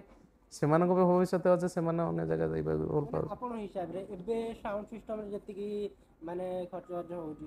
ଷ୍ଟାଫ୍ ମାନେ ଯେତିକି ପେମେଣ୍ଟ ନେଉଛନ୍ତି, ମୋ ହିସାବରେ ଏବେ ଦେଖିବାରେ ଭାଇ ଏବେ ମାର୍କେଟରେ କିଛି କଳାକାର ଆସୁଛନ୍ତି, ଗୋଟେ ସିଜନ୍ କ'ଣ କାମ କରିଦେଉଛନ୍ତି, ତାପରେ ପରେ ସିଏ ତାଙ୍କ ନିଜକୁ ମାନେ ବଡ଼ ବଡ଼ କଳାକାରମାନଙ୍କ ସହିତ କମ୍ପେୟାର କରୁଛନ୍ତି, ଯେଉଁଟାକି ତାଙ୍କୁ ଆକ୍ଚୁଆଲି ଖରାପ ଲାଗୁଛି। ନାଇଁ ଆମେ ଏତେ ବର୍ଷ ରହିକି ଆମେ ଏତେ ଡିମାଣ୍ଡ କରୁନୁ, କିନ୍ତୁ ଏବେ ଆସିକି ଭାଇମାନେ ଏତେ କଳାକାର ଭାଇମାନେ ଏମିତି ଡିମାଣ୍ଡ କରୁଛନ୍ତି। ସେଇ ହିସାବରେ ମାନେ ଆପଣଙ୍କୁ ଏବେ କ'ଣ ଲାଗୁଛି, ମାନେ ଏବେ ଯେଉଁ ଭାଇମାନେ ଅଛନ୍ତି ମୁଁ ଦେଖୁଛି ବହୁତ ଅଧିକା ଡିମାଣ୍ଡ କରୁଛନ୍ତି, ମାନେ ପେମେଣ୍ଟ କି ଆମକୁ ଏତେ ଏକ୍ସଟ୍ରା ପେମେଣ୍ଟ ଦିଅନ୍ତୁ, ଏତେ ଆଡ଼ଭାନ୍ସ ଦିଅନ୍ତୁ, ସେଥିପାଇଁ ମାନେ କ'ଣ କହିବାକୁ ଚାହିଁବେ ମାନେ ଏ ବିଷୟରେ? ନାଇଁ ସେମାନେ ଖଟୁଛନ୍ତି, ତାଙ୍କ ପ୍ରାପ୍ୟ ମାଗୁଛନ୍ତି, କିନ୍ତୁ ଆମ ହିସାବରେ ଦେଖିବାକୁ ଗଲେ ଅଲଗା ଅଛନ୍ତି ଭାଇ, ସିଏ ଅଲଗା, କିନ୍ତୁ ଯେଉଁମାନେ ନିଜଠୁ ଅଧିକା କିଛି ଅଧିକା ଏକ୍ସପେକ୍ଟ କରୁଛନ୍ତି, ଯେଉଁଥିପାଇଁ ପ୍ରାୟ ଖାଲି ଆପଣ ନୁହନ୍ତି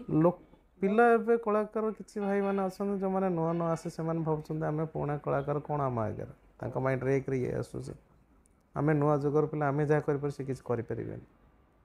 ସେମାନଙ୍କ ମାଇଣ୍ଡରେ କେବେ ଗୁରୁଜନ ପ୍ରତି ଆଉ ଆଗ ଭଳିଆ ସମ୍ମାନ ନାହିଁ। ଆଗେ ଦେଖିବେ କହିଲେ ଆସିଲେ ଗୋଟେ ବଡ଼ କଳାକାର କିଏ ଆସିଲେ ସେ ଯେମିତିଆ ହୁଅନ୍ତୁ ଗୋଟେ ସମ୍ମାନ ବୋଲି ଗୋଟେ ଜିନିଷ ଥିଲା, ଏବେ ନୂଆ କଳାକାର ସେ ସମ୍ମାନ ଆଗେ ନାହିଁ। ତାପରେ ପଇସା ବଢ଼େଇବାର କାରଣ ହେଉଛନ୍ତି କିଛିଟା ନ୍ୟୁ ବ୍ୟାଣ୍ଡ ଯେଉଁ ଓପନିଂ ହେଉଛନ୍ତି, ସେମାନେ ଦେଖୁଛନ୍ତି କ'ଣ ନା ଏ ବ୍ୟାଣ୍ଡରେ ଏବେ କ'ଣ ହେଲା ନାଇଁ ଏମାନେ ସମ୍ମାନିତ ପାଉଛନ୍ତି, ଭଲ ପାଇବା ପାଉଛନ୍ତି, ସେମାନେ ଅନ୍ୟ ପ୍ରଫେସନ୍ ସବୁ ଥିଲେ, ଏ ପ୍ରଫେସନ୍କୁ ସେମାନେ ସୋସିଆଲ ମିଡ଼ିଆ ଦେଖିକିରି ଲୋକ ଭଲ ପାଇବା ଦେଖି ଏଣ୍ଟ୍ରି କରୁଛନ୍ତି, ନାଇଁ ସେମାନେ ଆଜି ଏତିକି ପଇସା ନେଉଛନ୍ତି, ଆମେ ଆଉ କିଛିଟା ନୂଆ କଲେ ଆମେ ତାଙ୍କଠୁ ଅଧିକ ପଇସା ପାଇବା, ସେମାନେ ଅଧିକ ଆଶା ଦେଖି କଳାକାର ନେଇଯାଉଛନ୍ତି। ଠିକ୍ ଅଛି ନିଅ, କିଛି ନାହିଁ, କଳାକାରମାନେ ଡେଭଲପମେଣ୍ଟ ପାଉଛନ୍ତି, କିନ୍ତୁ ତାଙ୍କୁ ନେଲା ପରେ ବିହେଭିଅର୍ ତାଙ୍କୁ ତ ଠିକ୍ କରୁନାହାନ୍ତି, ତାଙ୍କୁ ବଡ଼ ଆଶା ଦେଖି ଏମିତି ଜାଗା ଫସାଇ ଯାଉଛନ୍ତି, ସେ ମାଲିକ ମାନେ କଳାକାରକୁ ଏମିତି ସମୟରେ ଫସାଇ ଦେଉଛନ୍ତି, ସେ କଳାକାର ଏମିତି ସମୟରେ ହଇରାଣ ହେଉଛନ୍ତି ସେମାନେ ନିଜେ ଭାବିପାରୁନାହାନ୍ତି। ଏ ବିଷୟରେ ବି ଆମ କଳାକାର ଭାଇମାନେ ବି ଟିକେ ଧ୍ୟାନ ଦେବା ଦରକାର। ସେମାନେ ଆଉ ଗୋଟେ ଜିନିଷ ମୁଁ ନିଜ କଥା କହୁଛି, ମୁଁ କେତେବେଳେ ଚାହେଁନି ମୋ କଳାକାର କମ୍ ଆମାଉଣ୍ଟ ପାଆନ୍ତୁ, କିନ୍ତୁ ଯେହେତୁ ତାଙ୍କ ଫ୍ୟାମିଲି ଅଛି ସେମାନେ ତାଙ୍କ ଫ୍ୟାମିଲି ଚିନ୍ତା କରି ଅନ୍ୟ ଜାଗା ପଳେଇ ଯାଉଛନ୍ତି, କିନ୍ତୁ ମୁଁ ଚାହେଁନି ମୋ କଳାକାର କେବେ ମୋତେ ଛାଡ଼ିକି ଯାଆନ୍ତୁ, ମୁଁ ଗୋଟେ କଳାକାର କେବେ ଖରାପ ଇଏ ଚାହେଁ ନା, ମୁଁ ଚାହେଁ ନା ଗୋଟେ ସିଷ୍ଟମେଟିକ୍ ଗଲେ ମୁଁ ଦୁଇ ପଇସା ଦେବା ପାଇଲେ ତାଙ୍କୁ ଦୁଇ ପଇସା ଦେବି, କିନ୍ତୁ ଆଜିକାଲିକା ନ୍ୟୁ ବ୍ୟାଣ୍ଡ ମାନେ ତ ସେ ତ ପଇସା ତ ଭାଇ ତାଙ୍କ ଦ୍ୱାରା ଅଜସ୍ର ଅଛି, ସେମାନେ ପଇସାରେ କଥାବାର୍ତ୍ତା କରୁଛନ୍ତି କିନ୍ତୁ ବିହେଭିଅର କଥାବାର୍ତ୍ତା କରୁଛନ୍ତି। ରାଜା ଏଇଠି କୁହନ୍ତୁ ମାନେ ଏତେ ବର୍ଷ ଭିତରେ ବେଷ୍ଟ ସେଟଅପ୍ ପୁରା ମାନେ ଥିଲା ସିଷ୍ଟମେଟିକ୍, ମାନେ ଷ୍ଟାଫ୍ ଫାଫ୍ କୋର୍ଡିନେସନ୍ ସରିକି ପୁରା ମାନେ ତାଗଡ଼ା ସେଟଅପ୍ ଥିଲା, ମାନେ କେଉଁ ବର୍ଷଟା କେଉଁ ଇୟର୍ଟା ପୁରା ଥିଲା ପୁରା ସେଟଅପ୍? କୋଭିଡ଼ ପର ବର୍ଷ ଯାହାକି ମୋର ଏକ୍ସପେକ୍ଟେସନ୍ ବାହାର ଥିଲା, ମୁଁ କଦାପି ଭାବିନଥିଲି ଯେ ଏତେ ଲୋକ ଏତେ ଭଲ ପାଇବା ଦେବେ କି ଲୋକ ମୋତେ ଜାଣିବେ। କେନ୍ଦ୍ରାପଡ଼ାରେ ମା ବାଣୀ କଲେ କେହି ଜାଣିନଥିଲେ, କିନ୍ତୁ ଏବେ 8-10ଟି ଜିଲ୍ଲାରେ ଯାଇ ମା ବାଣୀ ପଚାରିଲେ ଲୋକ ଜାଣୁଛନ୍ତି। କ'ଣ ସେତେବେଳେ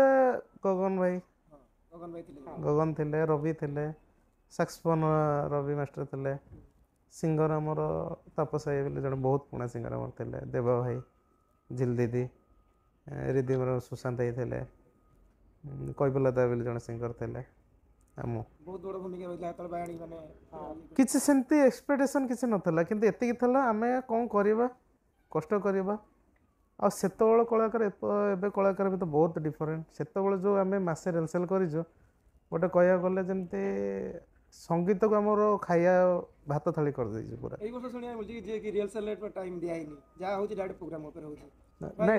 ଟାଇମ୍ ନ ଦେବାର କାରଣ ହେଉଛି ଦେଖ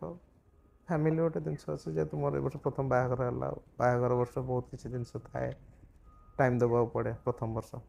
ବର୍ଷ ସରିଲେ ବହୁତ ଜିନିଷ ମ୍ୟାନେଜ୍ ହେଇଯାଏ, ଯାହାକି ମୋର ପ୍ରଥମ ବର୍ଷ ଯଦି ବାହାଘର ମୋତେ ଟାଇମ୍ ଦେଇପାରିଲି ନାହିଁ ସଙ୍ଗୀତକୁ ଟୋଟାଲି। तापर भी मो बाहागर समय जेहेतु मोर बाहागर बहुत पैसा खर्च भल मत है से समय किसी मालिक फायदा देखी मो बहुत कलाकार पैसा अमाउंट बढ़ेकी नेले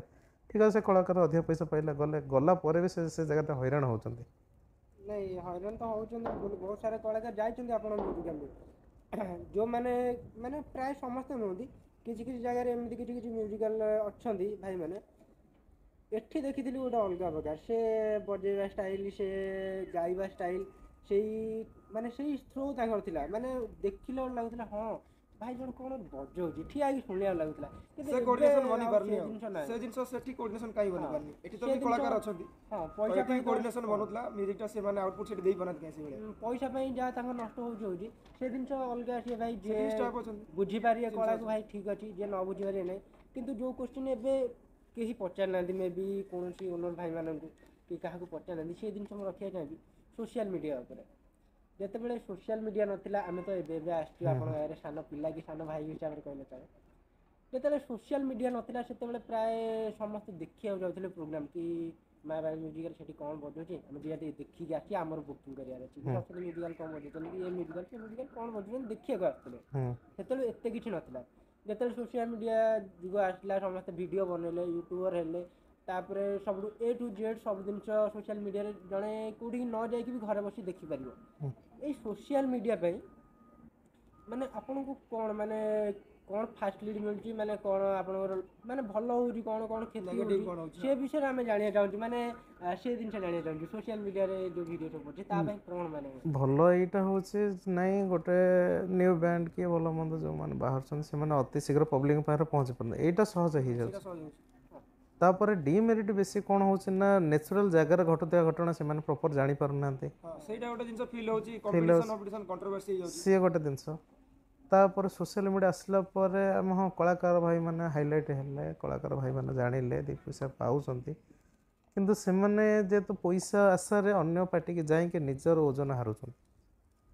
मो कहया कथा मो चाहे जे मो पाखे जो भाई मान अछन मो आज टंकाटा देई पारे ताको मो पाखे से भाई मान न तो मो ताको समय से बहुत किछ करे देबी किंतु से समय जाए केही धैर्य धरु नाते केही धैर्य धरि पाउना समस्त से पैसा बचले बहुत किछि दिन मो फेस करछि जाके मो स्ट्रगल लाइफ में कहूँ जिते कष्ट कर मुझे एबेकार कलाकार भाई मैंने एबेका नुआ ना पुराना कलाकार बहुत स्ट्रगल कर एबेका कलाकार भाई मैंने से जिन स्ट्रगल कर धैर्य धरी पारना आज से भाई धरी कार बुलूचे ना मुझे केमती 2 वर्ष कार धरी बुले कला को प्राधान्य दौना पैसा को प्राधान्य दौरान जहाँकि आज समय मुझे कहूँ मु तो कलाकार लाइन रे तो 5 6 7 वर्ष है फसी कि मुझे फेस कर वर्ष 2 वर्ष पर ये जिन बहुत बड़ इश्यू क्रिएट हम बहुत बैंड बंद हे बहुत कलाकार हैरान हे ऑप्शन रही आज कलाकार डिमांड कर एते जाउछंती किंतु गोटे अनुष्ठान छाड़ी जाउछंती जेतेबेले से अनुष्ठान जगह बॉन्डिंग भी खराब होउछे से बॉन्डिंग सृष्टि करे सहज हम ना तापर कौन होछन देखुछन ये ताकू कहीं एते पैसा दिगला मते कहीं एते पैसा दिगला ये दिन लोक माइंड रे से दिन सब माइंड आउटलाइन हम तापर मु देखुतले आगे कलाकार माने गोटाटा बैंड रे 10 वर्ष 12 वर्ष 15 वर्ष भी समय दे दी आज समय रे आज आस्ते कलाकार काली तुम पाखरे भरोसा नहीं रहियो बोले आउ बहुत शीघ्र बैंड लाइन ने भल तो हम बोले मते कदापि लागो नाही बहुत कलाकार बर्बाद हो जाए कौन कलाकार नुहे कलाकार सर्ट न कलाकार अच्छा कलार प्राधान्य किसी रही कहीं आम जदि गोटे परिवार एकजुट हो रही जमी गोटे भात हांडी चाउल पड़ो सब से रोषेटा तो आम विभिन्न भेराइट रोषे कर खाଇବା सब जाए जगह चेंज करवा आज तो यही गीत उठेले काली गले से गीत उठेले काली गले से गीत उठेले ना आम कि डेभलपमेंट कर ना गोटे आपस चिंताधारा गोटे भल म्यूजिकाल गढ़ी पार कदापि हम ये जिनसा मुझे 2-3 वर्ष भर फेस करुँच आ बेसी प्राधान्य में पैसा लोक दौ कला को तो प्राधान्य दौना कला ठीक से टाइम दौना आजिकल का पिला किछिटा गीत शिखीगले कि किछिटा गीत जानीगला ना आम बड़ कलाकार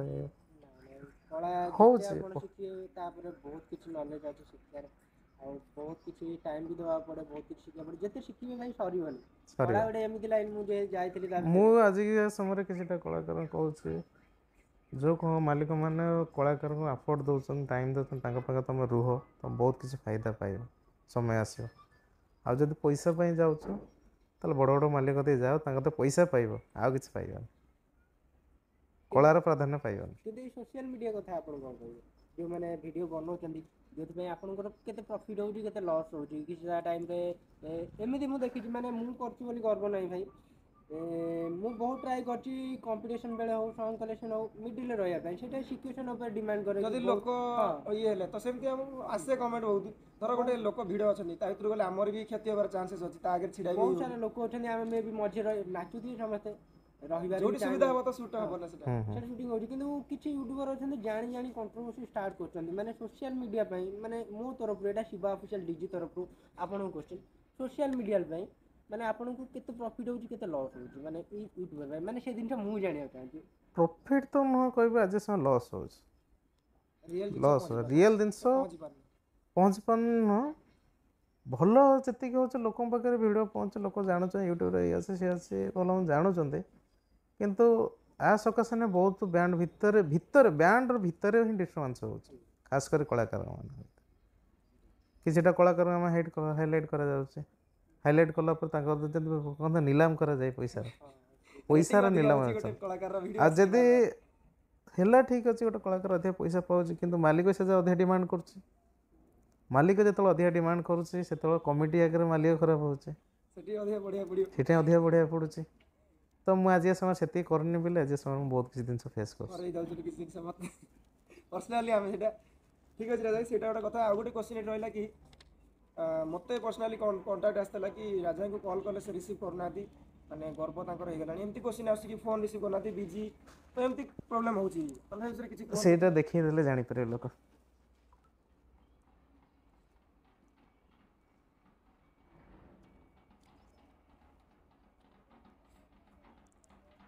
ପର୍ ଡେରେ ଯଦି ଏଇ ଟାଇପ୍ର ଫୋନ୍ ଆସିବ ତାହେଲେ ମୁଁ କାହା ଫୋନ୍ ରିସିଭ୍ କରି କାହାର ଆନ୍ସର୍ ଦେଇପାରିବି। ତ ତା ସହିତ ମୁଁ ବି ଗୋଟେ ମଣିଷ, ମୋତେ ବି ଶୋଇବା ଦରକାର, ମୁଁ ବି ଖଟୁଛି। ସେମାନଙ୍କ ପାଇଁ କିଛି କହିଦିଅନ୍ତୁ କି ନାଇଁ ଜିନିଷଟା ଏଇଆ ପ୍ରୋବ୍ଲେମ୍ ହେଉଛି ଭାଇ, ସେମାନେ ଜାଣିଥିବେ। ଏଇସବୁ କଲ୍କୁ ନେଇ କେବେ ମାଇଣ୍ଡରେ ଆସିବନି ଭାଇଙ୍କ ସହିତ ଆମେ କଥା ହେଇପାରୁନୁ ହେଇପାରୁନୁ, ଭାଇଙ୍କ ଗର୍ବ ଆସିଗଲେ ନାହିଁ। ମଣିଷ ମାଇଣ୍ଡଟା ସବୁବେଳେ ଠିକ୍ ନଥାଏ, ଟେନସନ୍ରେ ଥାଆନ୍ତି ମଣିଷ, ପିଲାଙ୍କୁ ନେଇ ଖାଇବା ପିଇବା, ନିଜର ଶୋଇବା, ନିଜର ଫ୍ରଷ୍ଟ୍ରେସନ୍, ନିଜର ପରିବାର, ନିଜର ଫ୍ୟାମିଲି, ତାର ବି ଟେନସନ୍ କିଛି ଥାଏ। ଇଏ ନିଜେ ଖଟିକି ଆସୁ ଶୋଇଛୁ ସେଥିପାଇଁ ଫୋନ୍ଟା ରିସିଭ୍ କରିନଥାଏ। ନିଜେ ଶୋଇକି ଉଠିଲା ବେଳେ ଯଦି 25ଟା 30ଟା ମିସ୍ କଲ୍ ଆସିଥିବ କାହାର ବି କଲ୍ ବ୍ୟାକ୍ କରିହେବ। ପବ୍ଲିକ୍ ଭାବନ୍ତି ବୋଧେ ଭାଇ ବୋଧେ ଆଜି ସମୟ ନା କରିଗଲେ ବୋଲି ଆମ ଫୋନ୍, ନାହିଁ ସେମିତି କିଛି ନାହିଁ। ଏଥିପାଇଁ କିଛି ସେମାନେ ମାଇଣ୍ଡ ଆସେ ନାହିଁ ଭାଇ କଲା ଆମ ଫୋନ୍ ଉଠୁନାହାନ୍ତି, ଏଇଟା ଭାବିବାଟା ସ୍ୱାଭାବିକ, ଯେହେତୁ ଜଣଙ୍କୁ ଫୋନ୍ କରୁଛି ମାନେ ପ୍ରୋଗ୍ରାମ ଲାଇନ୍ ତାପରେ ଇଏ ଲାଇନ୍ ପରେ ପୁଣି ପର୍ସନାଲ ଲାଇଫ୍ ଅଛି। ହଁ, କିନ୍ତୁ ନାହିଁ ସେମିତି ନୁହେଁ, କହିବ ତ ଭାବିବେନି ଭାଇ ଫୋନ୍ ଉଠୁନାହାନ୍ତି, ଯେଉଁଟା ଲିମିଟ୍ ଭିତରେ ଥାଏ, କଥା ହେବାର ଟାଇମ୍ ଥାଏ, ସେଥିପାଇଁ କଥା ହୁଏ, ଯେ ଟାଇମ୍ ଦେଇ ହୁଏନି ସେତେ ହୁଏନି, କେତେବେଳେ ଖରାପ ଭାବିବେନି ଏତେ ଜିନିଷ ନେଇକରି। ଆଉ ରାଜା ଏତେ ବର୍ଷର ସାଉଣ୍ଡ ସିଷ୍ଟମ୍ ଭିତରେ ଏବେ ସାଉଣ୍ଡ ସିଷ୍ଟମ୍ ମୋତେ ଟିକେ ଅଲଗା ଲାଗୁଛି, କିନ୍ତୁ ଆପଣ ଏତେ ସାରା ମେସିନ୍ ୟୁଜ୍ କରୁଛନ୍ତି, ଏତେ ସାରା ସ୍ପିକର ୟୁଜ୍ କରୁଛନ୍ତି, ଲାଇନର ୟୁଜ୍ ହେଉଛି, ପ୍ରୋବ୍ଲେମ୍ ହୁଏନି ଆପଣଙ୍କୁ କେତେବେଳେ ମେସିନ୍ ପ୍ରୋବ୍ଲେମ୍? ମୁଁ ତ ପ୍ରାୟ ଟାଇମ୍ ଏବେ ବହୁତ ସାରା ମ୍ୟୁଜିକାଲରୁ କମ୍ପ୍ଲେନ୍ ଶୁଣିଛି କି ନାଇଁ ମେସିନ୍ ଖରାପ ହେଇଗଲା କି ଲାଇନର କଟିଗଲା, ଭାଇ ଆଉ ଖରାପ ଭାବିବେନି ପ୍ରୋଗ୍ରାମ୍ ଆଜି ଟିକେ ମାନେ କ'ଣ ଏତେ ସାରା ମେସିନ୍ ଯେଉଁ ୟୁଜ୍ କରୁଛନ୍ତି କିଛି ପ୍ରୋବ୍ଲେମ୍ ହୁଏନି ଆପଣଙ୍କୁ? ପ୍ରୋବ୍ଲେମ୍ ନ ହେବାର କାରଣ ହେଉଛି ମାନେ ଏଜୁକେସନ୍, ପାଠ ପଢ଼ିଛି ବୋଲି ମୋତେ ସୁବିଧା ହେଉଛି, ଫଲ୍ଟ ଧରିପାରୁଛି, ଗୋଟେ ସିଷ୍ଟମେଟିକ୍ ୱେରେ ଲାଇନ୍ କରେଣ୍ଟର ୟୁଜ୍ କରୁଛି ବୋଲି ମୋର ଏତେ ଫଲ୍ଟ ହେଉନାହିଁ, ଯେଉଁ ସକାଶେ ମୁଁ ଏତେ ଜିନିଷ ଫେସ୍ କରିବାକୁ ପଡ଼ୁନାହିଁ। ଯେଉଁ ଭାଇମାନେ ଟିକେ ଏଜୁକେସନ୍ ପ୍ରତି ଟିକେ କମ୍ ଅଛି, ସେମାନେ ଟିକେ ଦେଖା ଶିଖାରେ ଶିଖିଛନ୍ତି, ଦେଖି ଶିଖି ଫଲୋ କରୁଛନ୍ତି, ସେମାନେ ଟିକେ ଏ ଜିନିଷ ନେଇ ହଇରାଣ ହେଉଛନ୍ତି, ମାନେ ଦେଖା ଶିଖା ଦୁନିଆ ଯୋଗୁଁ ସେମାନେ ହଇରାଣ ହେଉଛନ୍ତି। ନାଇଁ ସେ ଭାଇ ଆଜି ଏତେ ନାଁ କରିଅଛି ଇଏ କରିଅଛି ମୁଁ ସେଇଆ କରିବି, ସେଇଆ କରିବା ଚକ୍କରରେ ସେମାନେ ହଇରାଣ ହେଉଛନ୍ତି। ସେମାନେ ଚିନ୍ତା କରିବା ଦରକାର ନାହିଁ ଭାଇ ମୁଁ ଏଇ ଜିନିଷ ନେଇ ମୁଁ ବଜେଇ ପାରେ, ଏଇ ଜିନିଷଟା ନେଇ ମୁଁ ବଜେଇବାର ଅଛି, ମୋତେ ଟିକେ ଭଲ ହେବ। ନାଇଁ ସିଏ ଆଜି ଡିଜିଟାଲ୍ ଜିନିଷ ଲଗାଉଛି ମୁଁ ଦେଖା ଦେଖି ଲଗେଇବି, କି ସିଏ ଆଜି ଗୋଟେ ଭଲ ଦାମୀ କାର୍ ଚଢ଼ୁଛି ମୁଁ ଆଜି ଦାମୀ କାର୍ ଚଢ଼ିବି, ନାହିଁ ମୁଁ ଜାଣିବା ଦରକାର ମୁଁ ଏଇ ଗାଡ଼ିଟା ମେଣ୍ଟେନାନ୍ସ କରିପାରେ ଚଲେଇ ପାରେ, ମୁଁ ସେଇଟା ଧରିବା ଦରକାର। ଲୋକ ଦେଖାଣି କଦାପି ଯିବା ଦରକାର ନାହିଁ, ନିଜେ ଯେଉଁଟା ଚଲେଇ ପାରେ ସେଇଟା ଚଲାଅ, ଯେଉଁଟା ତୁମ ସୁବିଧା ସେଇଟା ଚଲାଅ, ଯେଉଁଥିରେ ତୁମେ ଭଲ ସାଉଣ୍ଡ କର ସେଇଟା ଚଲାଅ, ଯଦି ନ ହେଉଛି ଚେଷ୍ଟା କର କ'ଣ ହେଇପାରେ ଦେଖିବା। ମାନେ ମୋ ହିସାବରେ ଆଗରୁ ଦେଖିବାର ଆହୁଜା ମେସିନ୍ରେ ସବୁ କିଛି ଚାଲୁଥିଲା, ଆହୁଜା ଆଉ କ'ଣ ମେସିନ୍ ଥିବ ମୁଁ ଜାଣିନି, କିନ୍ତୁ ମୋ ଦେଖିବାର ଆହୁଜା ମେସିନ୍ ଆଗରେ ସବୁଠୁ ବଢ଼ିଆ ଚାଲିଥିଲା।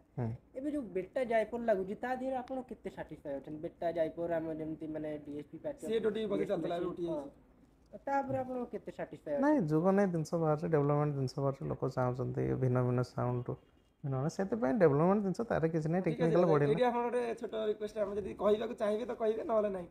ଆପଣ ଯୋଉ ଡିଏସ୍ପି ପ୍ୟାଚ୍ ହେଇଛି ଯୋଉଟା କି ସାଉଣ୍ଡଟା ଡିଜିଟାଲ ଆସୁଛି, ଲଙ୍ଗ ଥ୍ରୋ କି ବ୍ୟାକ୍ ଥ୍ରୋ କି ମିଡ୍ ଥ୍ରୋ, ହାଇ ଫ୍ରିକ୍ୱେନ୍ସି ଲୋ ଫ୍ରିକ୍ୱେନ୍ସି ତିନିଟା ରହିଲାଣି, ସେଟା ଆପଣ କରନ୍ତି ନା କେମିତି କ'ଣ କରିଥିଲେ ଏଇଟା, କିଏ କରିଥିଲେ? ନାଇଁ ଏଇଟା ମୁଁ ନିଜେ କରେ, କାହାକୁ ଇଏ କରେନି। ନାଇଁ ମଝିରେ ଥରେ ଭାଇଙ୍କୁ କହିଥିଲି ଆରଟିଏ ଖାଲି କରିଦେବା ପାଇଁ ଆସିଥିଲେ, ତ ପ୍ୟାଚଅପ୍ ପାଇଁ ନୁହଁ ସେଟା, ସେଟା ଆରଟିଏ ମାଇକ୍ର। ମେନସନ୍ କରିବ ନା କରିବନି? ନାଇଁ ସେ ଭାଇଙ୍କୁ ତ ମେନସନ୍ କଲେ ଲୋକମାନେ ଖରାପ ହେବେ, ତ ସେଥିପାଇଁ ମେନସନ୍ କରିବା ନା, ମୁଁ ଆରଟିଏ ପାଇଁ ଡକେଇଥିଲି, କିନ୍ତୁ ତାର ଫାଇଦା ମୁଁ କିଛି ପାଇଲି ନାହିଁ, ତାର ଡିମେରିଟ୍ ବହୁତ କିଛି ଜିନିଷ ପାଇଲି। ମୁଁ ଭାବିଥିଲି କିଛିଟା ଚେଞ୍ଜ ଅଫ୍ ଆସେ, ଯେହେତୁ ଭାଇଙ୍କର ବହୁତ କିଛି ଗୋଟେ ଇଏ ଅଛି, ତ ମୁଁ ଭାବିଲି କିଛି ଅନ୍ୟାୟ କିଛି ହେବ, ମୁଁ କହିଲି ନାଇଁ ସେଇଟା କରିକିରି ତାର ଏତେ ଡିମେରିଟ୍ ପାଇଲି ଯେ ମୁଁ କହିଲି ନାଇଁ ଭାଇ, ମୁଁ ମୋ ଯେଉଁ ଜାଗାରେ ଥିଲି ବହୁତ ଭଲରେ ଥିଲେ, କଦାପି କଥା ନାହିଁ ଲୋକ ଯେଉଁଆ ଡେଇଁଲେ ମୁଁ ମଝିରେ ସେଇଭଳିଆ ଡେଇଁ ଯାଇଥିଲି ତାଙ୍କ ସହିତ। ନାଇଁ ମୁଁ ମୋ ବାଟରେ ଠିକ୍ ଥିଲି,